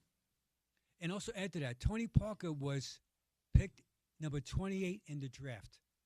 And Sean, did you realize that I worked him out twice before the draft? Really? Yeah, absolutely. And he wanted to come stateside right away. And at that time, unfortunately, there was a decision made by ownership that we didn't want to go over the salary cap. So we didn't draft Tony Parker. Shoulda, coulda, woulda. Right, and we drafted Raul Lopez. And he was only a marginal player. And so I worked him out. Sean, in our heyday with Jazz basketball, I worked out only 2 players twice before the draft. Twice. Usually it's only one time. And both guys I worked out twice. We didn't draft. We eventually got one. One was Tony Parker, and one was Carlos Boozer. Wow. That's it. So every team, Sean, has these stories like this. Oh, by the way, Tom Brady was a 6th-round draft pick. Yeah, exactly. And Brock Purdy. Mr. Irrelevant Brock Purdy. Yeah. So it's all. And now we're relying on him to get us past the Seahawks this weekend with nothing in support. Sean, speaking of Seahawks, who do you like? Well, I'm a Niners guy, so I got to say, even when my head tells me it's an unlikely outcome, I got to say Niners, bang, bang, Niner gang. All right, how about Bronco game? You know what? I'm going to give a shout out to all my friends who are Bronco fans. I think that they get past this one. You know, they earned their right for the first round bye. I think they're going to pull it off. I think that Bo Nix and company, the Fighting Garrett Bowleses, and by the way, no NFL roster has more former Utes. Yeah. So because of that, I'm going to say the Broncos get it done. Texans at New England. I still don't believe in the Texans. It's weird because it's not this group of guys. It is the franchise, right? And New England and their coach, Mike Vrabel, he knows how to get past this. He knows how to win in the playoffs. He knows what he's doing. So I got to go Patriots. And their quarterback is steady. Yeah. Very good. And then the last one, L.A. Rams at the Bears. And we know the Bears, they're at the skin of their teeth. Yeah. But that's their style. You know, partially because our next guest, who's joining us in half an hour, won a Super Bowl with the Rams. But I often defer to guys like our friend Eric Weddle when he's talking about who's ready, who's built for it, and who's not. The Bears feel like a team on the rise that might be another year or two away. The Rams are the opposite end of that spectrum. They've got another year or two before they've got to turn the page for Matt Stafford, and who knows what happens after that. So I think that the Rams get this one done. I don't think it's particularly close, honestly. If so, I think it'll be the weather that factors in pretty aggressively. But I think the Rams have this one all the way. And the weather is so important. And also, so think about, Sean, what you're talking about is quarterback. There's no other position in sports that's more important than a quarterback. Nothing. There's in a team sport. So if your quarterback is really good and he's seasoned and he's a great leader, the chances of winning go dramatically. And every team is trying to get the right quarterback. And in basketball, it's that not point guard, but it's someone that you could be a big guy, but have point guard skills. I just described right now Nikola Jokic of the Denver Nuggets, who are overachieving. And so there's nothing regular about the playoffs, Sean. Whether it's the NBA or whether it's the NFL, it's so exciting, and that's how players make their career, by advancing in the playoffs. You can listen to those NFL playoff games right here on ESPN 700 and 92.1 FM. Gordy, you're the man. Always appreciate you giving us your time and expertise. Thanks, Sean. Peace out. That's Gordy Chiesa. We've got the Daily Dump next on the Sean O'Connell Show, ESPN 700 and 92.1 FM.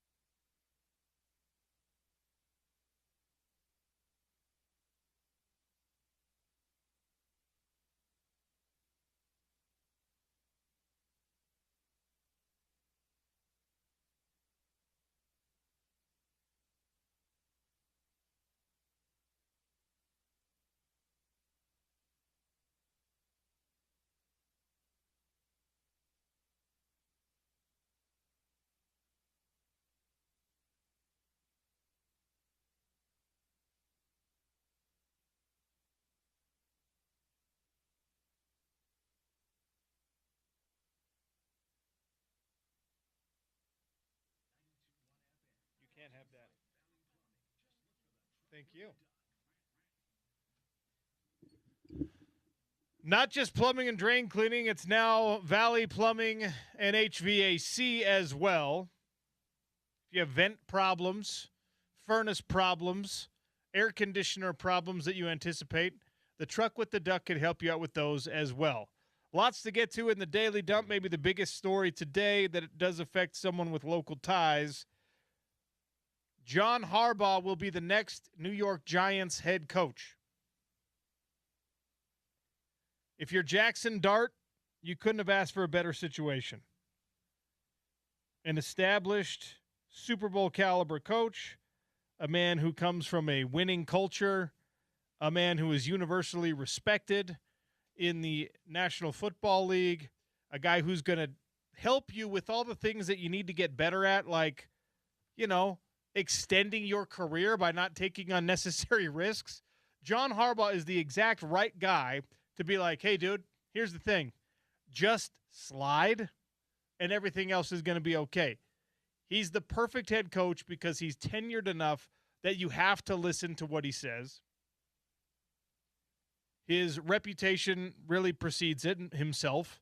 And what a coup for the Giants to get a Ravens cast-off. And if you did not hear the Steve Bisciotti is the Ravens owner, and he did a pretty candid press conference the other day where he talked about, just kind of the need to move on. And you can't really hate the way that his thinking went, even if you thought John Harbaugh was a coach you would want to keep around for longer, which it didn't feel like that was going to happen even if they made the playoffs.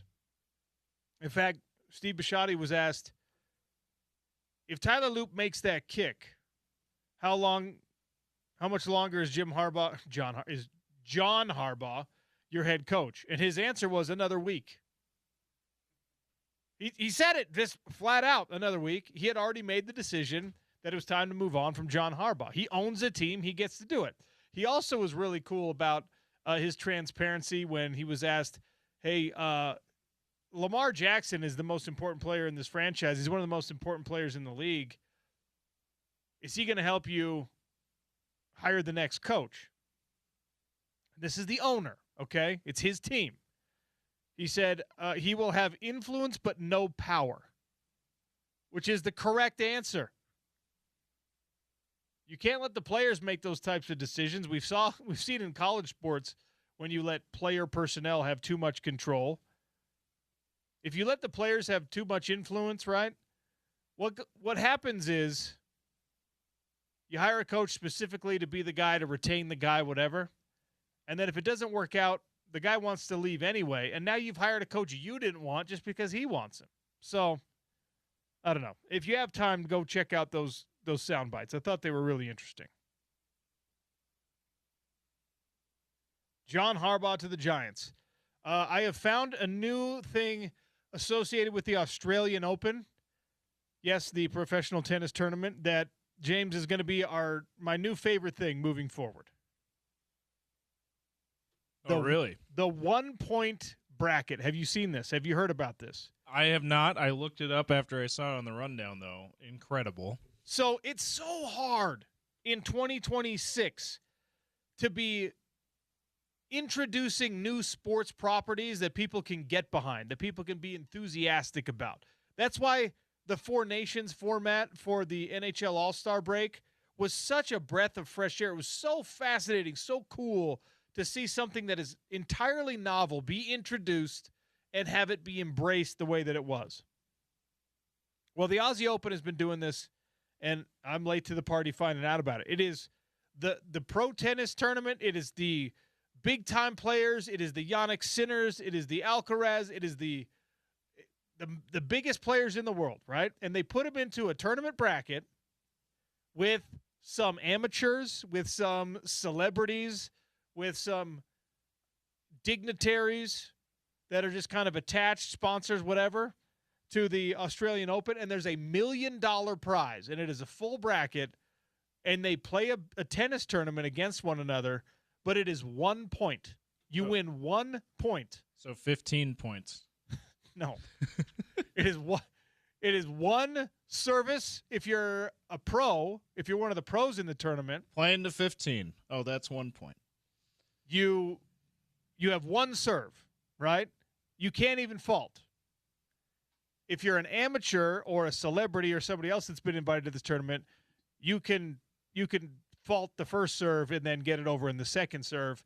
But you play to 1. You play to 15, like you said. You play 1 point, and then if you win, you advance. If you lose, you're done. It's it. It's over. I beat Carlos Alcaraz by 15 points one time. Well, the beauty of it is that an amateur just won the $1 million prize. Let's go. So the pros know. Can win the $1 million too? Or Yes, they can, and it's encouraged. Apparently, it's customary for the pros that will donate it to a charitable cause. Donate it to the runner-up. But that's what they should do. But if you're an amateur and you can win, I mean, I guess it's like you have to just get lucky and win 9 points or something like that. Then you find your way to $1 million prize, $1 million Australian, which is about 670,000 US. But that's still awesome. Wow, the really poor country over there. It is like. We talk about NCAA March Madness, and it's just there's no margin. This is the smallest margin for error, and it's kind of like a par 3, or it's just mostly for fun. But how cool is that?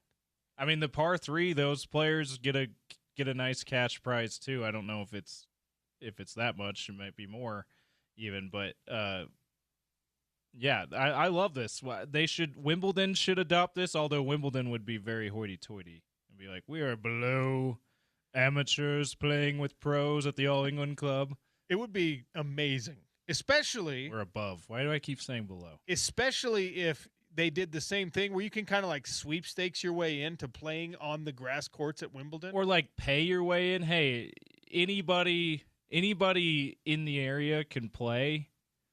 It costs this much to buy in or whatever. Maybe, I don't know. The 1 point slam. I love it.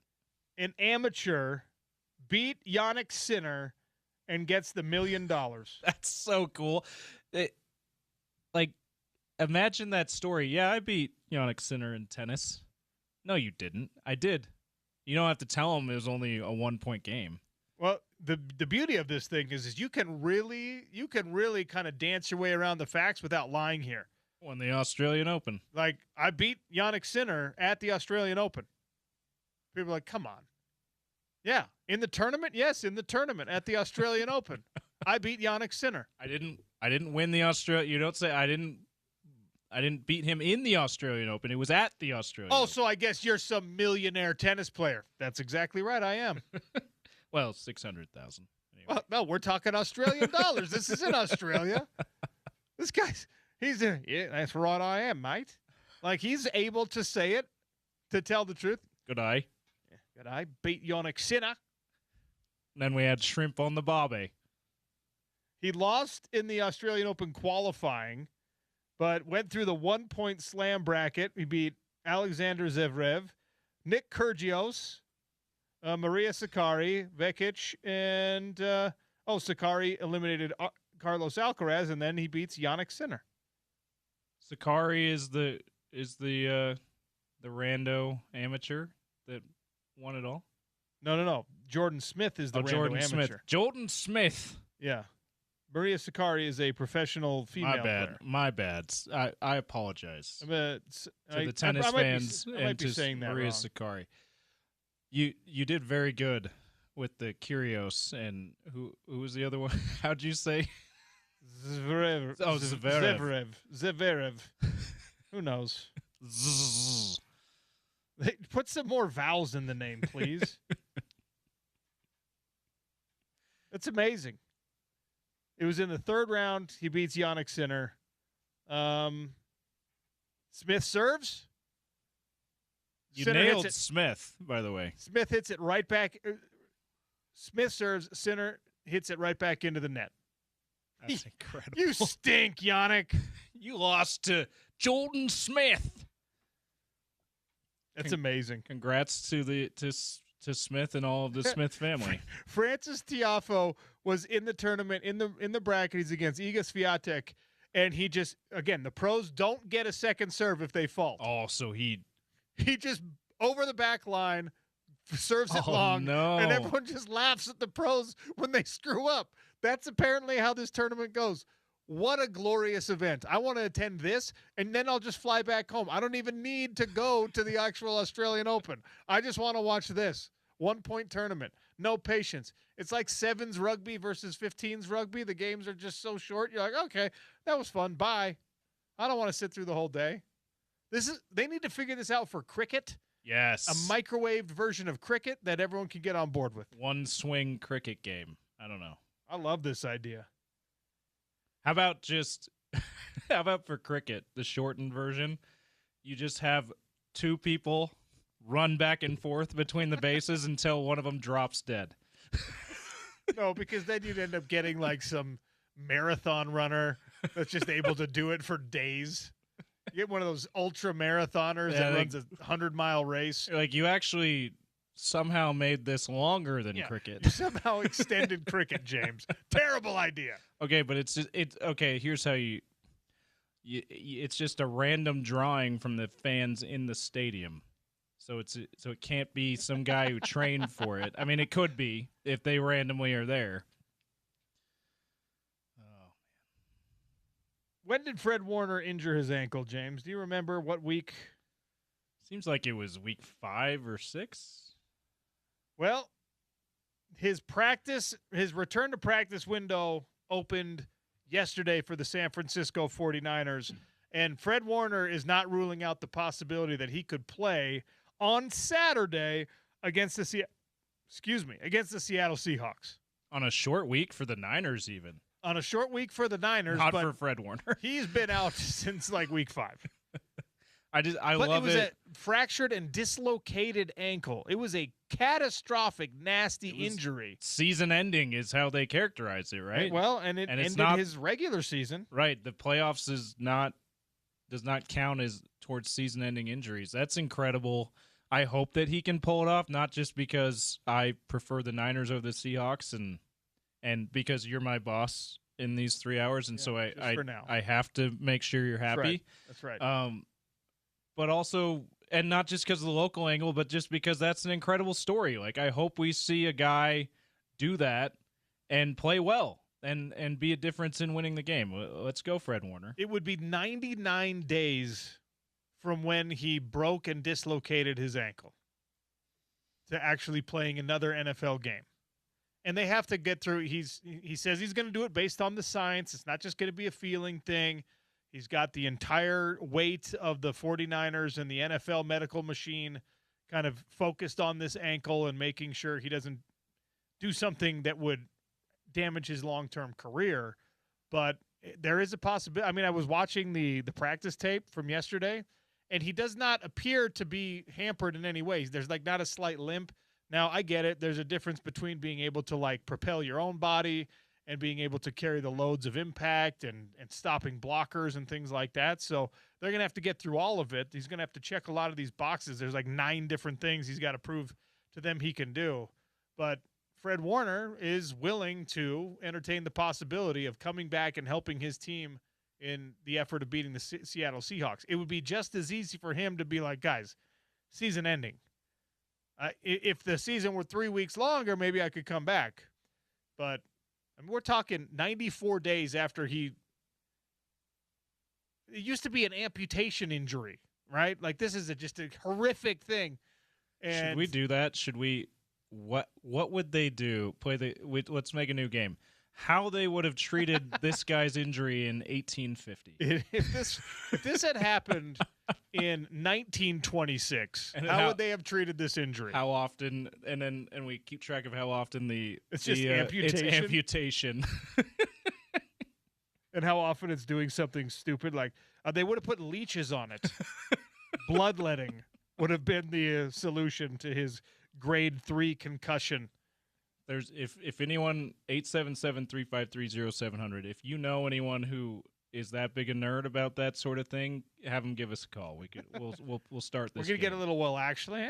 You'd be surprised, but there was full orthopedic surgeries happening back in 1926, and they would have repaired this thing, and Fred Warner would have been back on the field in 3 just slightly years. more than 94 days. Yeah, exactly. 5 years after the accident, old peg leg Fred Warner would have been just fine. No, this is incredible. Okay, OC. Let's say he doesn't end up checking every box and he just misses a chance to play in this week's game, and then the Niners just find a way to somehow beat the Seahawks, defying all the odds again. Fred Warner in the NFC Championship game, back for the NFC Championship game, or hey, they somehow make it to the Super Bowl without him, back for the Super Bowl. It'd be incredible. Right now, it would be amazing. It'd be a great story. The heroics of Fred Warner would go down in 49ers lore. It'd be wonderful, right? It'd be cool. I love seeing these freak injury recovery stories in the NFL. And you will never, ever, ever be able to convince me it's all done completely above board, even with Fred Warner, who, of course, as a San Francisco 49er in my mind is above reproach. But these guys have access to miracle drugs, and I hope they're taking them in order to get back on the field to beat the Seahawks. As of right now, there is no Fred Warner availability. He's practicing. He's in his open practice window, return to action window, they call him. Right now, the penciled-in starters for the San Francisco 49ers at the inside linebacker positions are Eric Kendricks, who is a veteran and awesome, great player. I love Kendricks. I'm glad the 49ers were able to kind of put that good of a Band-Aid on the issue with Fred Warner going down, D. Winters injured. It's Kendricks and a guy named Garrett Wallow. You don't know what school he went to. You don't know how long he's been in the NFL. You don't know anything about this guy. All right? Unknown university.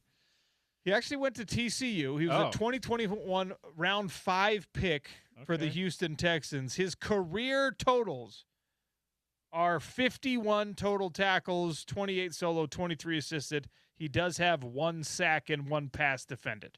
All right. Put some respect on his name. 1 more sack than you have in the NFL, OC. Jeez. That's exactly right. The man who could be starting against the Seahawks has 1 more sack in his career than I have. Than I have in my whole football career, OC. So, obviously I'm being facetious here. Good for you, Garrett Wallow. Like, sometimes all you need is an opportunity. And that, absolutely. It's actually pretty impressive that you're still in the rotation on the roster. You're still moving around NFL circles when you're a pick that far down the totem pole, and then you end up, with a good organization like the San Francisco 49ers. It's not easy to hang around the league, as we have seen. Some of the great Utah players that were just like, oh, he's going to have an amazing career. 3 years they're out, 2 years they're out, and you're just like, I wonder what happened there. Good for you, Garrett Wallow, but I don't want you necessarily having to start against the Seahawks, okay? It's nothing personal. Plus, didn't you and you have a bet with Jerem Jordan? I have a Cougar Tail bet with Jerem Jordan. And then you've got one in the building with our guy Chad. Yeah, with our guy Chad, one of our sales guys. You Chad might Saunders, see. You're going to see his face. Don't somewhere. say that. You won't see his face. You know what? Chad's such a nice guy. He's giving me points. Oh, that's right. That's if he wins. He gets. If he wins, if then the Seahawks win, then we see his face. We get a cutout of his face, which I don't know why he wants that, but that's nothing Seahawks related. He just wants his face. He just wants a big cutout of his own face in the studio. My bad. We will not see his face. That's right. And if I win, he has to put Go Niners in his email signature for a month. He sends a lot of emails. So That's right. That would be embarrassing for him. Exactly. And he is like very, very dyed-in-the-wool Seahawks fan. So, and I'm gonna make him, if I end up winning, I'm gonna make him send more emails. Just say hi to everyone you know. Chad, will you email your best friend from high school for me real quick? Just tell him hi. Just tell him I said hi. Because if it's a message from him, he doesn't have to send it. But if it's a message from me, he's got to send it. So that's the plan. Let's go Niners. Come on, I want this to happen so badly. Did you see the buzzer beaters in college basketball last night? Kentucky ran the Christian Laettner play. They did. Mark Pope was just was that Chandler who threw it in too? That might have been our guy Colin Chandler from Farmington High School who threw that nearly full court pass. Yeah, it was. I mean, go watch the replay. we don't have that video element on the Sean O'Connell show. It was the exact Christian Laettner play. It was phenomenal. So that was sweet. And in the SMU game, Boopy Miller. The name's almost better than the shot. The name is so good. Half-court buzzer beater against Virginia Tech. His name is Boopy Miller. The SMU arena is called like the something Miller Fieldhouse. And on the floor, he's literally jumping off of his own name. It says Miller. He's going up, skies this thing from half court, rattles it home.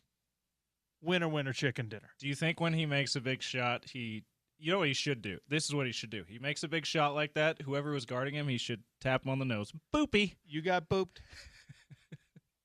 Boopy. And every time he puts up a shot, he's just boopy. I mean, if your name is Boopy Miller, I love that. you got to embrace it. The best part about it is he beat Porter Larson's Virginia Tech Hokies. With that shot. Harsh. Shout out to Porter. I don't know if he's a big Hokies basketball fan. I know he is a Hokies football fan.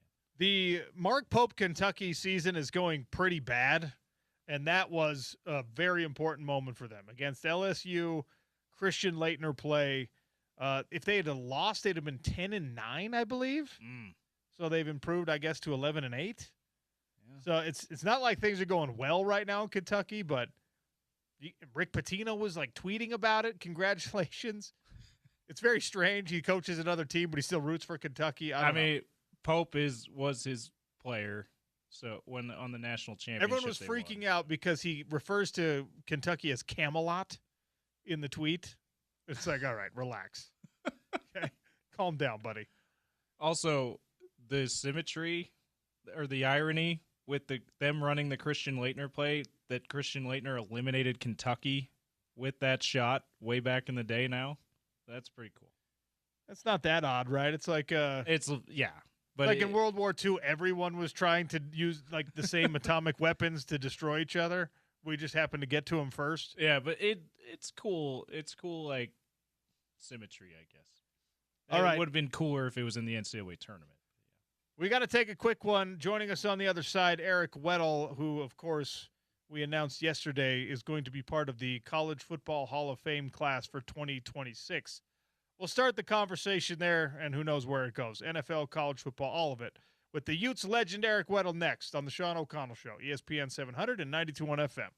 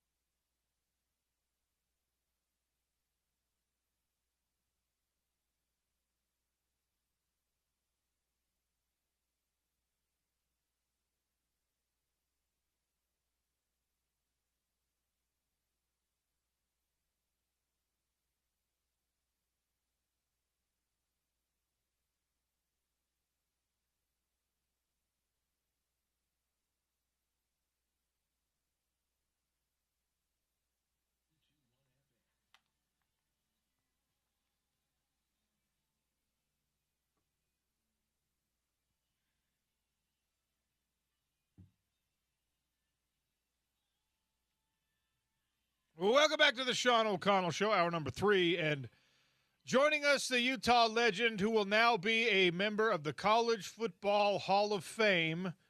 At least that's coming up with an induction in the 2026 class. You know him, you love him. He's Eric Weddle. E-Dub, welcome to the show. How are you? My brother, man, that brought back memories, that song, Dead or Alive. You know, all you Deadliest Catch fans out there. I was a diehard. I love that show. And who would have thought they'd still be having, I think it's on their, 16th, 19th season. It's kind of crazy. But anyways, just a little back to memory lane with that song. Life is good. Hall of Fame. Pretty insane. Lost for words, man. Pretty crazy. If you can, put into some words for us what it means to you to have your incredible college football career, which is 20 years ago now, recognized this way, and to be only the 4th Ute to be inducted into the College Football Hall of Fame. Yeah, man, it's pretty. It's like a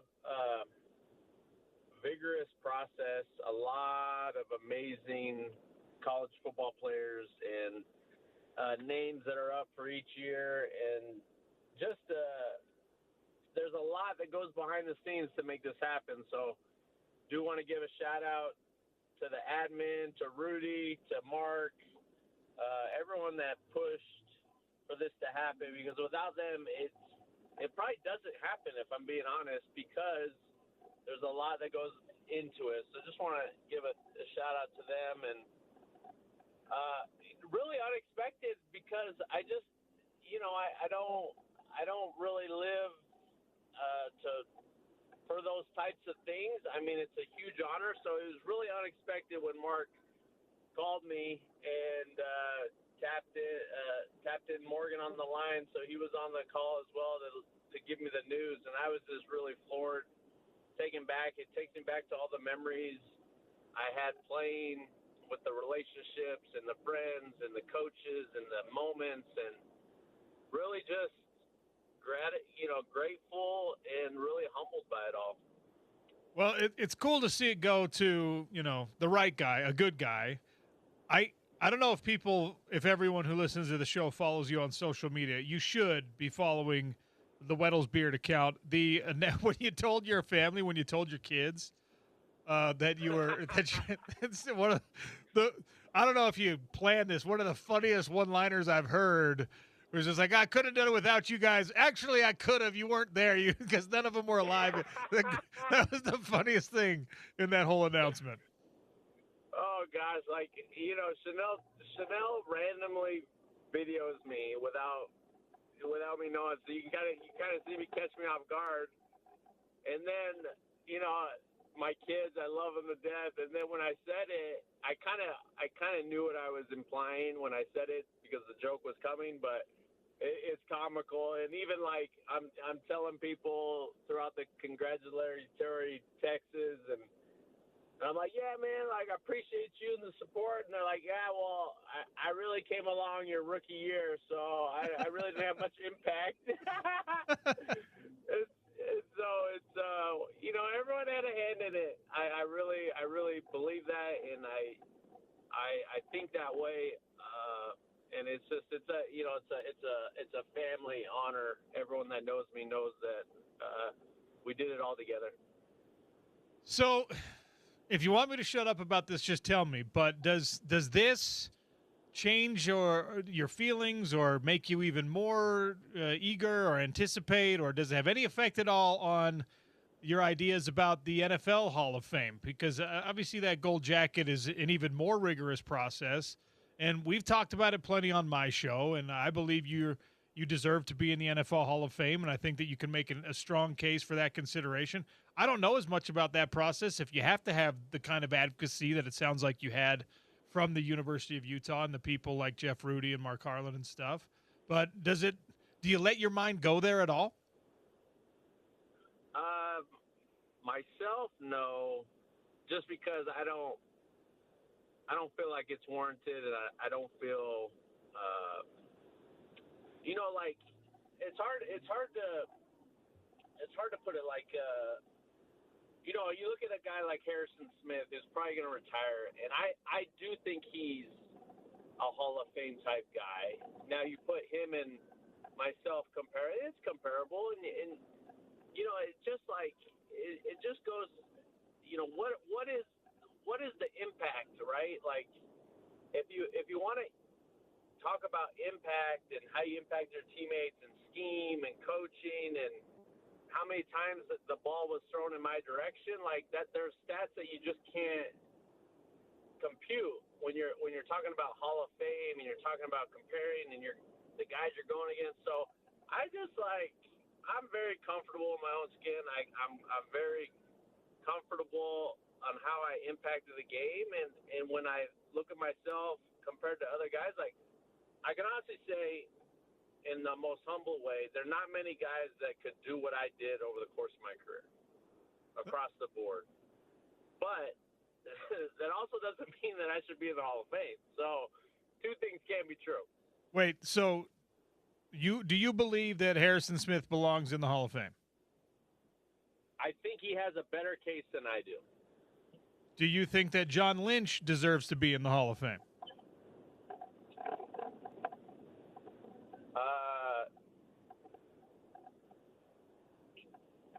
Do I think he deserves? Is he not in the Hall of Fame yet? Correct. He's in the Hall of Fame. Do you think that he has a gold jacket? Do you think that is warranted and well earned? Now, in my opinion, okay, I think, is he in the same category as a Charles Woodson, as a Rod Woodson, as a Champ Bailey, as a Brian Dawkins, as a Troy Polamalu, as a Ed Reed, as a Ronnie Lott? No. And if the criteria is you need to be on that level, then no. Well, but that's not the criteria for being in the Hall of Fame, and we both know it. Joe Namath is in the Hall of Fame. He threw more interceptions than he did touchdowns as a quarterback in the league. I know. The game has changed. The stats have changed. We're going to look at Troy Aikman 10, 20 years from now, the people that never saw him play, never saw him throw the ball, and how amazing quarterback he was, and they're going to say, how the heck is this guy in the Hall of Fame?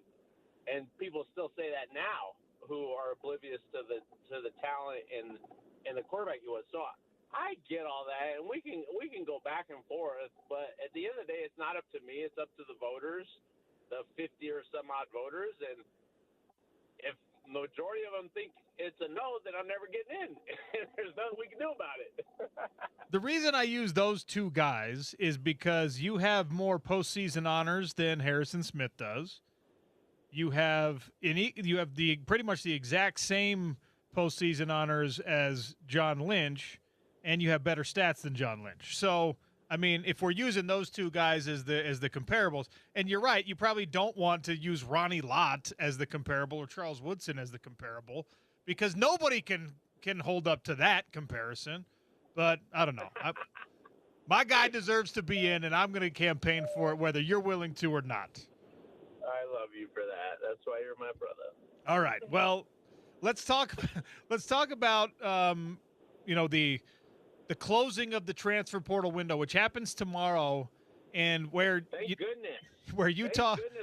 I need some college coaches to get out here and start checking out my boys. I imagine they're all pretty busy right now trying to figure out what there's ultimately affects the high school kids. So dang it, there's get this over with. There's 3,000 guys in the 3,000 what we call Division I football guys in the transfer portal. There's like 10,000 if you go all the way down to the NAIA level, which is just absurd. It is absolutely ridiculous across FCS, Division II, Division III, and NAIA. There's over 10,000 people in the college transfer portal, which I don't even know how you navigate that as a coach. But we've talked for years about how the transfer portal giveth and it taketh away, and how Utah has been able to net out positively pretty much every year in the transfer portal. And honestly, it seems like this year is going to be neutral at best, which I'm totally okay with in Morgan Scalley's first year. But knowing what we know about how you construct your roster in college football and some of the challenges that he might face as a first-year head coach, If it is a neutral transfer portal outcome, is that going to be okay in his first year?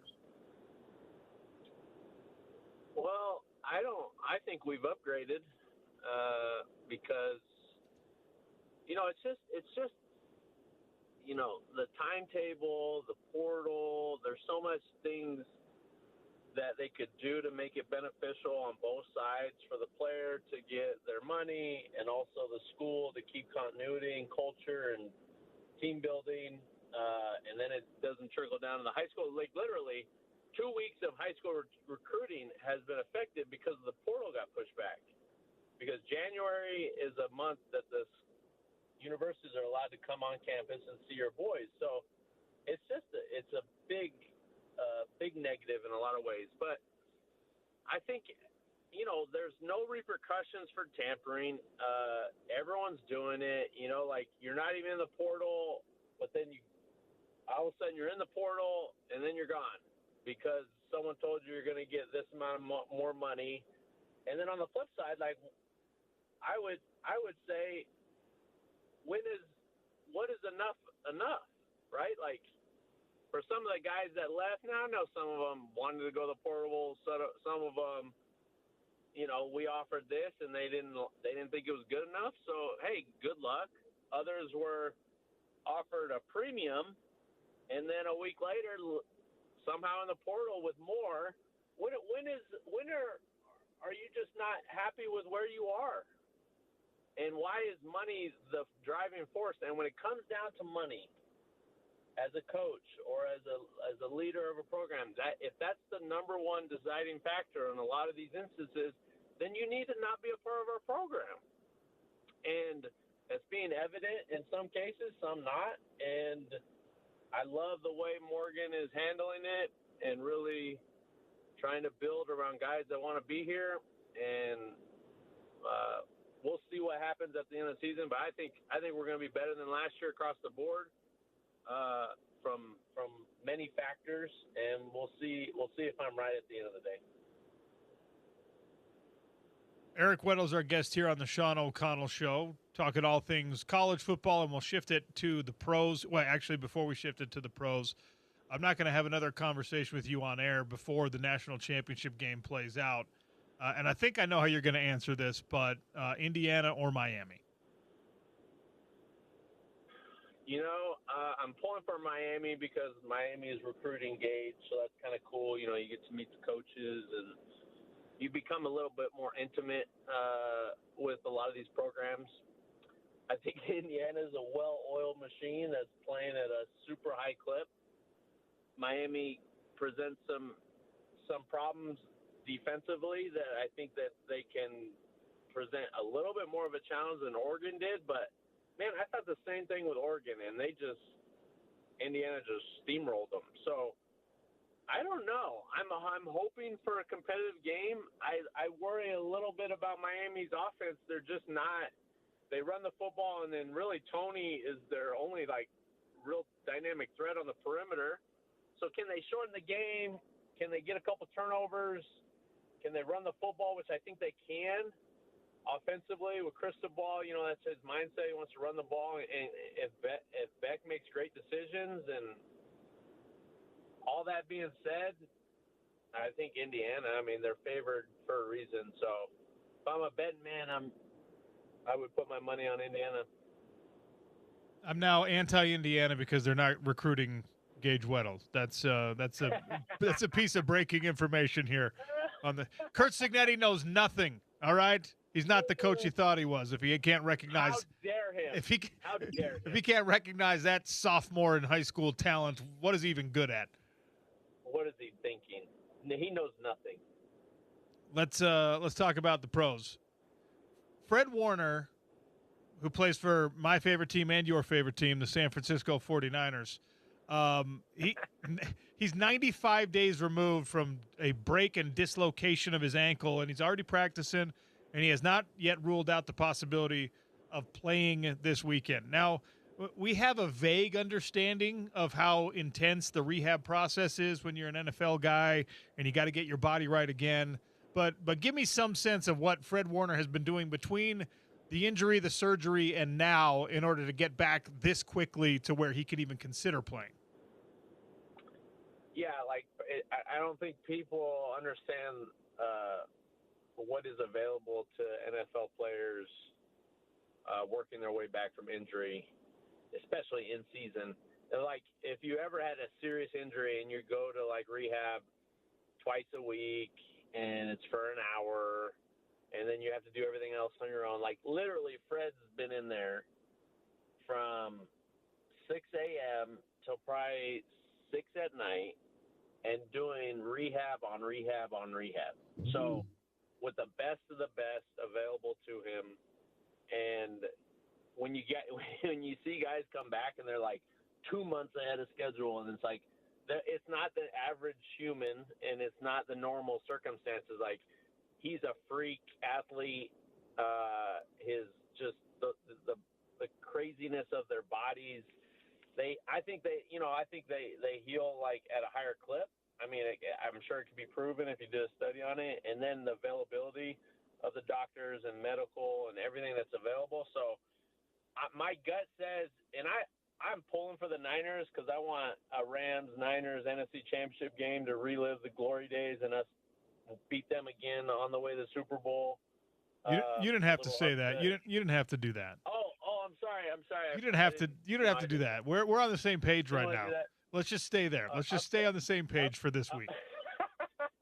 Upset City again. I didn't think they had a chance against the Eagles. So it shows you how much I know, and it shows you how bad the Eagles are because there's no way they should have lost that game. But there's just something to be said about a connected group of men who are all playing as one and playing for each other. So it's really cool to see the job. I think Shanahan should be the coach of the year. And so we'll see. My gut says Fred plays in the NFC Championship game. I don't think he'll play this week, nor would I want to jeopardize it. They're playing good. Let's try to give him another week of practice so he can play in the championship game. How well did you get to know Mike Tomlin while you were playing? We just competing against each other, and then in the Pro Bowl, one of my Pro Bowls he coached before they got rid of whatever it is now. I mean, do people actually watch No. what it is now? No, you know what's crazy? I shouldn't do this. We broadcast on our airwaves. We broadcast the Pro Bowl games, whatever that is. I can't imagine what the radio broadcast brings in from an audience standpoint, because even on television, you're just like, what is this? But yeah, the Pro Bowl was fun to watch. For everyone out there who used to spit on the Pro Bowl was a good time, all right?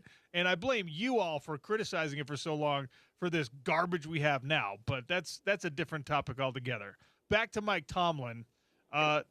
So you kind of know him, you don't really know him. What do you think of him being done in Pittsburgh? Yeah, so he's always been one I admire. I always love his little tidbits, his comments. Every game since I've been just coaching, I listen to him. He just has I love his approach to a lot philosophically of leading men and whatnot. And honestly, when I came back, first when I retired, he sent me a text. And then when I came back, he sent me a text out of the blue. And then obviously when I won the Super Bowl, he said, "Welcome to the club." And so he's always been really just incredible in that aspect. I've texted him out of the blue a few times and he immediately responds back. And it's just, those type of guys are just they're one of one. So I don't know what his plans are. I think a coach is a coach to his core. So is he going to take a year off, figure out what the best spot is? But he's an incredible coach and probably even better man. The Giants and John Harbaugh, do you like that marriage? I love it. I felt out of all the jobs, that's probably the most appealing and one I'd go after if I was in his stance, in his stature of he's not going to be worried about the media. He's not going to be worried about expectations. He is very confident and a leader of men.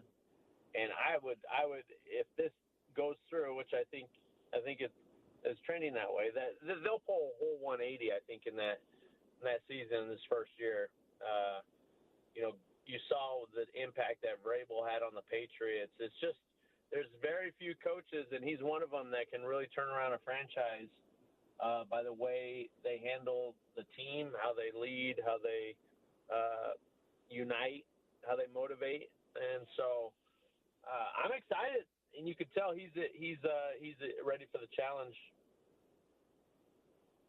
Okay, let's get to these games that are coming this weekend. I did not write your picks down last week because I just like to pretend that you got them all right, even if you didn't. So we'll do that again here. But I think I got half of them wrong last week. That's all right. It's better than most people do. The Broncos are 1.5-point favorites. They're taking on the Bills. The Bronco fan base is trying to get under Josh Allen's skin by putting all the videos and pictures of his own wife celebrating a Broncos Super Bowl from like 6 years ago. But who actually wins the game? I got the Bills. It just kind of seems that win last week kind of seems like if it's not this year, it's never going to happen. And so how is Nick going to handle a home playoff game? I love their defense. Like a lot wants me to pick Denver. Big Sean Payton in big games. Like he's gonna call a great game and put their team in the best position. So I just have a feeling it's Buffalo. So I'm taking Buffalo. Buffalo advancing over Denver, according to Eric Weddle. Patriots-Texans in the other game. Patriots are the favorite here. I thought the Texans were going to have a stiffer test against the Chargers, I thought I said that right. I thought the Chargers were going to account better for themselves, but tell me how you think Patriots-Texans go. I got Patriots. I think the Texans in a low-scoring affair, whatever the over-under is, I'm taking the under. I think it's going to be like a 17-14 type game, if that, just to grind it out. The Texans' D is legit, so the Patriots are going to struggle a little bit, I think. And then I just don't trust the Houston offense, and the way Stroud is playing is not. I'm not going to put my hat on that. So I think it's Patriots. I think the eventual Super Bowl winner comes out of the NFC, so these are the games that actually matter. Seahawks-Niners. Who you got? Who do I want or who do I got? Well, I think you want the Niners. We've established that, right? But because you're drawing a distinction, that means you think the Seahawks are actually going to win. Yeah. I mean, there's a lot to like. There's a lot to like what the Niners are doing. I just don't see, I don't see Purdy having a lot of success against the Seahawks. Not a good matchup. And they're just so outmanned. Like, when does it become too much? So I got Seattle, even though I want Frisco, and would not be surprised if they have an upset. Caleb Williams can't beat Matt Stafford, can he? I don't want to say zero chance because, a lot of people get all butthurt when I say zero chance when I said that about some team a couple years ago. And, there's a lot of really crazy fans out there from fan bases. So, no, I think it's going to be a high-scoring affair. I think the over-under is 51, and I'm taking the over all day, every day, if I happen to be a bettor, which I don't. My son asks me all the time, like, Dad, why don't you bet you would kill it? And I'm like, son, that's a slippery slope. You lose once, you lose again, and before you know it, you don't have a house. So I'd rather keep my house and have and not have to go back to work. So I think it's going to be a great game. Two really good offense, great coaches. I think the appeal of the LaFleur Johnson and their best friends LaFleur and Sean. And Sean's, I keep in touch with Sean weekly, and I'm going to send my Friday night text just to ask him how the week of prep went and this and that. I know he's going to try to take it to Ben. So you got to believe this is the year of the Rams, and they got to go do it. Doesn't matter how cold it is and this, that, and the other. They're trying to find excuses why Chicago is going to be in the game and try to win it. The reality is the Rams are better across the board, offense and defense, and they just got to go do it. Do we see Aaron Rodgers play NFL football ever again? I think he's done. I think you're right. But I thought that last year, too.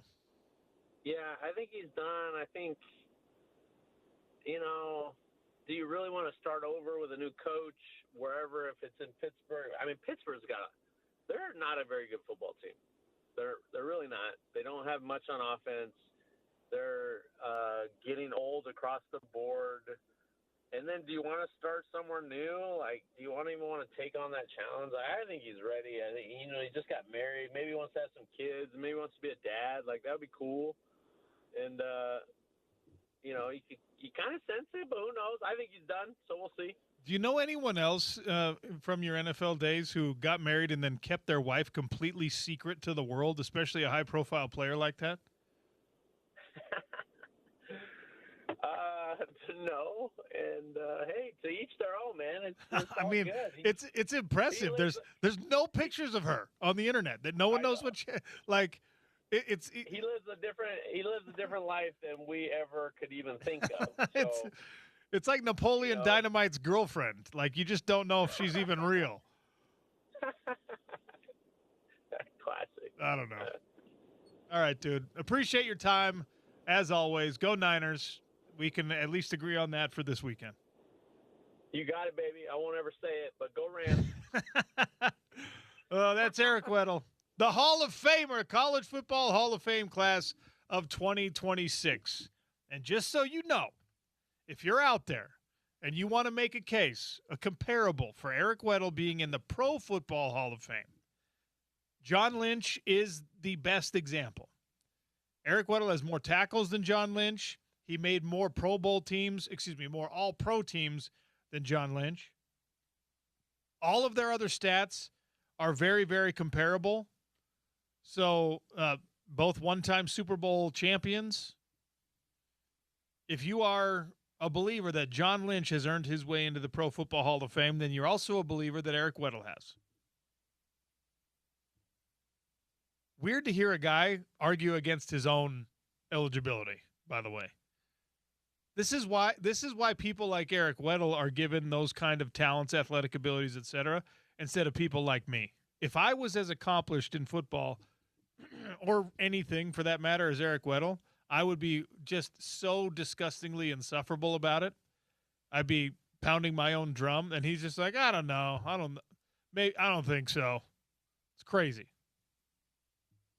But the College Football Hall of Fame is recognizing the fourth Ute in its illustrious history, and that is our own guy. That's Eric Weddle, who was a two-time Out West Conference Defensive Player of the Year. He was a consensus All-American as a senior. He was the top draft pick of his hometown San Diego Chargers. Remember, they did not have a first-round pick that year. They took him with their first available pick, and he's had a great career and a great life. And if you don't follow him on social media, I think the account is Weddle's Beard. Go find it when he reveals to his family. He tells his kids, we're going to Vegas. Can you guess why? And they make all these guesses, and then he's like, no, it's because I'm going to the Hall of Fame. And then he makes a couple funny jokes. All right, I put some poll questions up today. I'm going to tell you how the poll results are going on the question about how important NIL is in terms of winning in college football. Like, is it number 1, number 2, number 3, number 4? Also, I put a poll question out about whether or not the changing state of things is making you watch less. I'll give you the results on those polls. It's the Sean O'Connell Show, ESPN 700, 92.1 FM.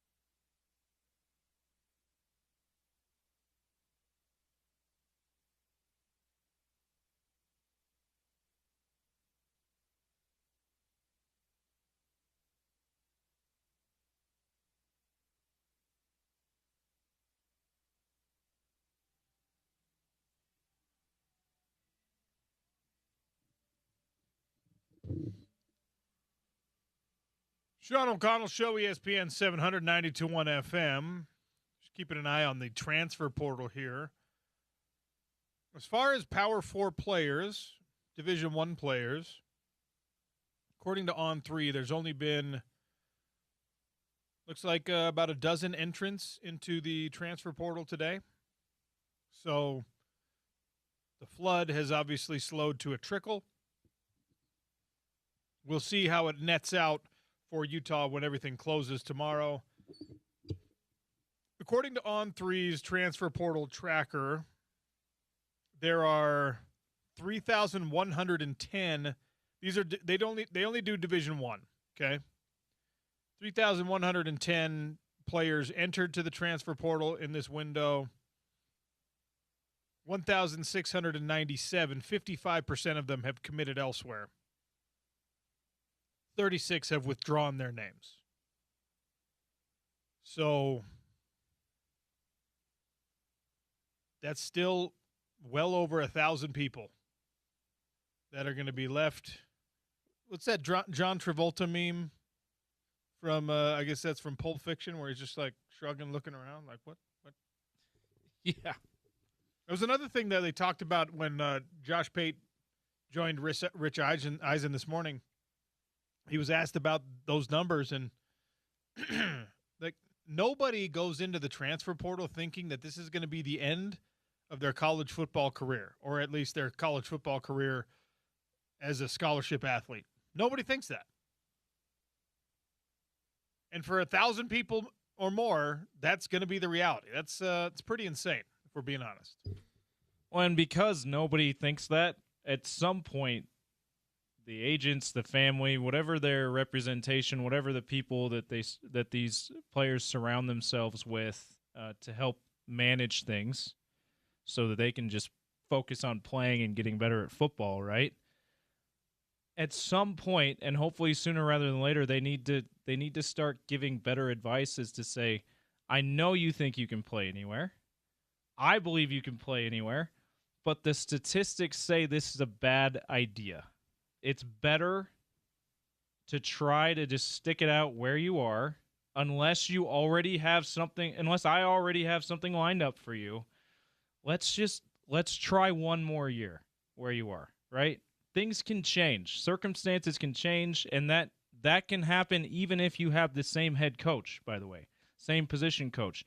Everything in theory can be the same, and yet things can completely change, right? And so I just hope that there's counsel to be more patience sooner rather than later, because I don't care if you think it doesn't really matter. Like, I hear you say that Josh Pate said that, and as true as that is, it doesn't matter. You still may not play anywhere else, and that would be quite a catastrophic thing for you to have to deal with. Well, a tough thing, especially if you're not expecting it to go that way. And then, I mean, the element of being on scholarship or not, for some people, is the make or break, right? There's not a lot of people who, especially with how expensive education is now, who can be like, yeah, I'm just going to go like pay my own way on out-of-state tuition wherever and try to battle my way back on through like a tryout or something like that. It's just such a difficult thing. So changes are coming in college football. I think the calendar is going to be tweaked. The playoff format, I think, is going to be tweaked. Hopefully this is something that can be addressed as well. I don't know how you would do it, honestly. Like, limiting it to one transfer without penalty would probably be a reasonable way to do it. But I don't the know. Legality of that's very difficult. Right. I don't know if that's going to hold up in court, right? That's the big elephant in the room, is that the reason why, and you know this, everyone who's a college football fan knows this, everyone listening knows this. The reason why nothing like that has even been attempted yet is because they're afraid that it's not going to hold up in court, and there's good reason for that. Yeah. Okay, I put the poll questions out today. Where do you think money/NIL ranks in terms of importance when trying to win in today's college sports world? The thing you could put relative to coaching, team chemistry, health, flat-out luck, etc. 65% of those responding to the poll today have said it is number one. NIL and spending is the number one thing in winning. 28% say that it's number 2, 3% say that it's 6% say that it's number 3, and 0.6% say that it's the fourth most important thing. 0.6%. Shout out to the one person who The other question was, has the present state of college sports with regard to NIL and transfers changed your viewing habits on game days?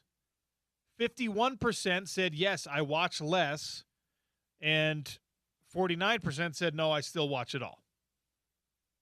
I think that's where most people net out, where they're just like, I hate this. I'm so sick of hearing about transfers.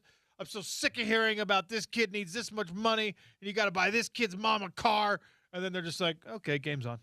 I think that's where we're still at for the most part. I don't know if we ever really get away from that. Remember when, like, the Kaepernick stuff was going on and people were just, I'm not watching. Oh, yes, I'm watching. I think that we're still, as an American sports society, we're going to watch. If it's on, we're going to watch, I think. But the NCAA has to be careful, which is weird because I think they know they have to be careful. I just don't think that the players and their agents know that you have to be careful. And going back to what we were talking about with the transfer portal, I hope it gets addressed from from an NCAA standpoint, something beyond that. But just because you mentioned agents got to be careful with things, it just feels more realistic that it's got to come from the camp themselves. The representations need to be the ones to say, no, this isn't a good idea. Don't do it. Because I think if we're waiting for rules, we may be waiting for the rest of our lives. It's interesting because, we'll talk about this on the show tomorrow. There's like a pretty strong push that even like university presidents are finally making some statements. Athletic directors are finally making some statements. There's a strong push right now to actually attempt to establish some guardrails. And before, everyone was silent on it for the reasons that James has already stated, because they didn't want to be sued. No one wanted to show support to any kind of limitation to the student athlete. And now people are starting to realize, well, you don't have to put them in a tiny little box, but you do have to put them in like an enclosure, at least. You got to give them like a national park to roam in. You can't just let it be like, you can go wherever you want. So maybe an island off the coast of South America. Maybe like a little hidden facility on an island off the coast of Costa Rica. Little Jurassic Park situation here. Maybe the Islands of Death. My only problem with all of those movies and the offshoot storylines that we're nine iterations into Jurassic Park now is like, it's not believable that there's that many secret islands owned by that corporation, okay? One, sure. Even the secondary site in the Lost World, even Site 2. B, yeah. That's fine. I'll believe both of those. When it's like, hey, it's been 30 years since the first Jurassic Park, and no one ever looked if there was another secret island. Guess what? There is. It's like, come on. Come on. The authorities, after these catastrophic events, just never bothered to look and see, like, hey, they were getting pretty reckless with these secret island facilities. Let's just take a helicopter with some heat signatures. Let's go see if there's any more of these anywhere. And they just 30 years later, you're still finding secret island dinosaurs? Come on. What makes it even less believable is in Fallen Kingdom, the second of the Jurassic Worlds. Okay. They have like the big congressional hearings that Dr. Malcolm, Jeff Goldblum's character, famously testifies at, right? leaves statements at, and it's like, okay, if you're bothering to do this, then you're probably bothering to search as to what you're saying. Apparently not. I'm still here for any iteration of Jurassic Park or Jurassic World that comes out, especially because this last one ended up being really good too. Kind of fun. Yeah, I'm still here for it. I'll pay money to rent it on my TV or go to the theater and watch it. Absolutely. I'll watch every single one of them. You don't even have to put dialogue in for me. Just put dinosaurs on there. I'm like a 5-year-old. Whoa. T-Rex. T-Rex. Like, I'll just watch. But don't try to sell me that there's another secret island lab Like, this is where they stashed their most important dinosaurs. Oh, really? Again? They were hiding 110-foot-long dinosaurs on a tiny island, and nobody noticed? Stop it. Give me a break. All right, Crosstalk next, brought to you by Advanced Windows. We've got a Big Willie's gift card, 2 tickets to the Utah Auto Expo this weekend at Mountain America Expo Center, if you can answer our trivia question. That's next as we close out the Sean O'Connell Show on ESPN 700 and 92.1 FM.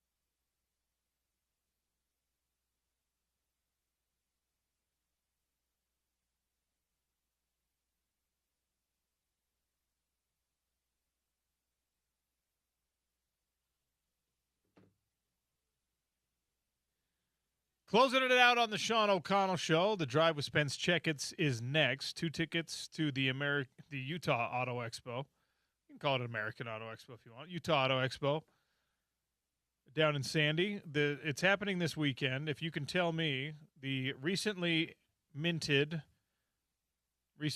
is probably a better way to say it, College Football Hall of Famer Eric Weddle, as we were building a case for his Pro Football Hall of Fame induction, which he was debating against, by the way, crazy behavior. How many times was he named first team All-Pro in the NFL? How many times was Eric Weddle named first team All-Pro? 877-353-0700 if you'd like to win a Big Willie's gift card and 2 tickets to the Utah Auto Expo this weekend. The Drive with Spence Checketts is next. Crosstalk as we do the handoff here. Brought to you by our friends at Advanced Window Products. $2,500 off, 10 windows or more. 801-850-9100. Tell them OC sent you. Unless you call in 4 minutes, and then you have to tell them that Spence sent you, because that's just them's the breaks. Those are the rules. Either way, just go. Do you use Chat GPT very much? I've never used it. Not one time. 0 times. My wife uses it all the time. Does she use it to analyze your conversations between each other? Yes. Oh, my gosh, dude. Yes. That's becoming a thing where you have a conversation with somebody, they put it in Chat GPT, and that's like their truncated response to you. But you haven't fiddled with it at all. No. Okay. I'm terrified of artificial intelligence, and Yeah. I hate that we have let this Pandora out of the box. Wait, that's not how the metaphor goes. But in any case, I do not like that Sam I am. So, no, I don't use it. The data out there is about 30% of what you receive from either AI or Chat GPT is proven to be incorrect because they're still tinkering with it to try to get it right. But yes, it's a real thing where there are real human beings that instead of responding with how they feel, they will put your response into their Chat GPT and then use that to guide what they have to say to you. It's rather terrifying. This is what big tech wants. It wants to just take over our brains and create full dependency. All of us will need them to do the most basic things, and then their monopoly is complete. The good news for you and I, and there's an article, I'll have to track it down. People do not believe that AI or ChatGPT or whatever will ever take over the spoken word. They haven't found a way to replicate, enough of a voice over whatever you want to call it where people gravitate towards that. So the good news is if you're in the business where you make a living talking, for now we appear to be safe. Great. If you make a living writing, you might be in a perilous situation. The reason I bring it up is I just plugged in a ChatGPT. Is Eric Weddle a Hall of Famer? Says why he looks like a Hall of Famer. 6-time Pro Bowl. I will not say first-team All-Pro because that's your poll question. You can because we have the correct answer. 5-time first-team All-Pro, 2-time second-team All-Pro, NFL interceptions leader 2011, Super Bowl champ, one of the best safeties of the 2010s, 1,000 career tackles.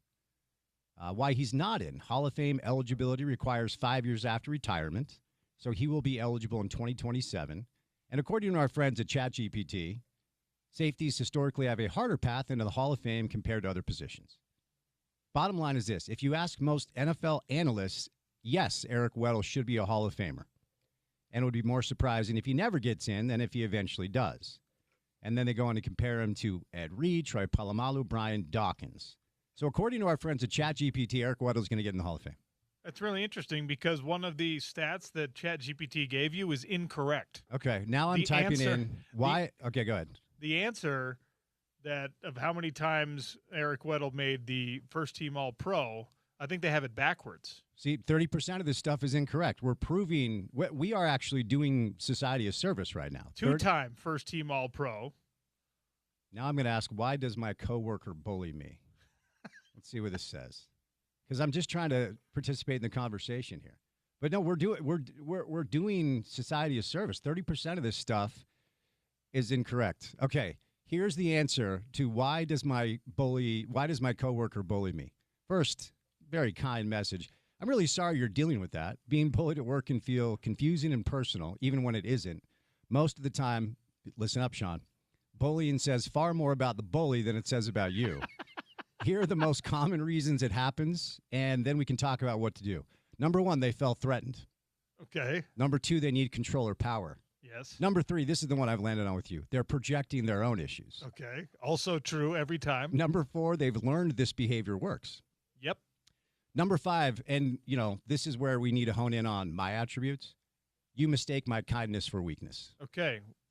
All of those things are true except number 1. You're very non-threatening. Fair enough. You're like a human koala bear. I'll take that because I'm a nice guy. Finally, important reminder, being bullied does not mean you did anything wrong. Healthy people don't bully, full stop. So there you go. Wait. ChatGPT uses full stop? They apparently, I am just learning this because ChatGPT is like an assistant British man? Something like it.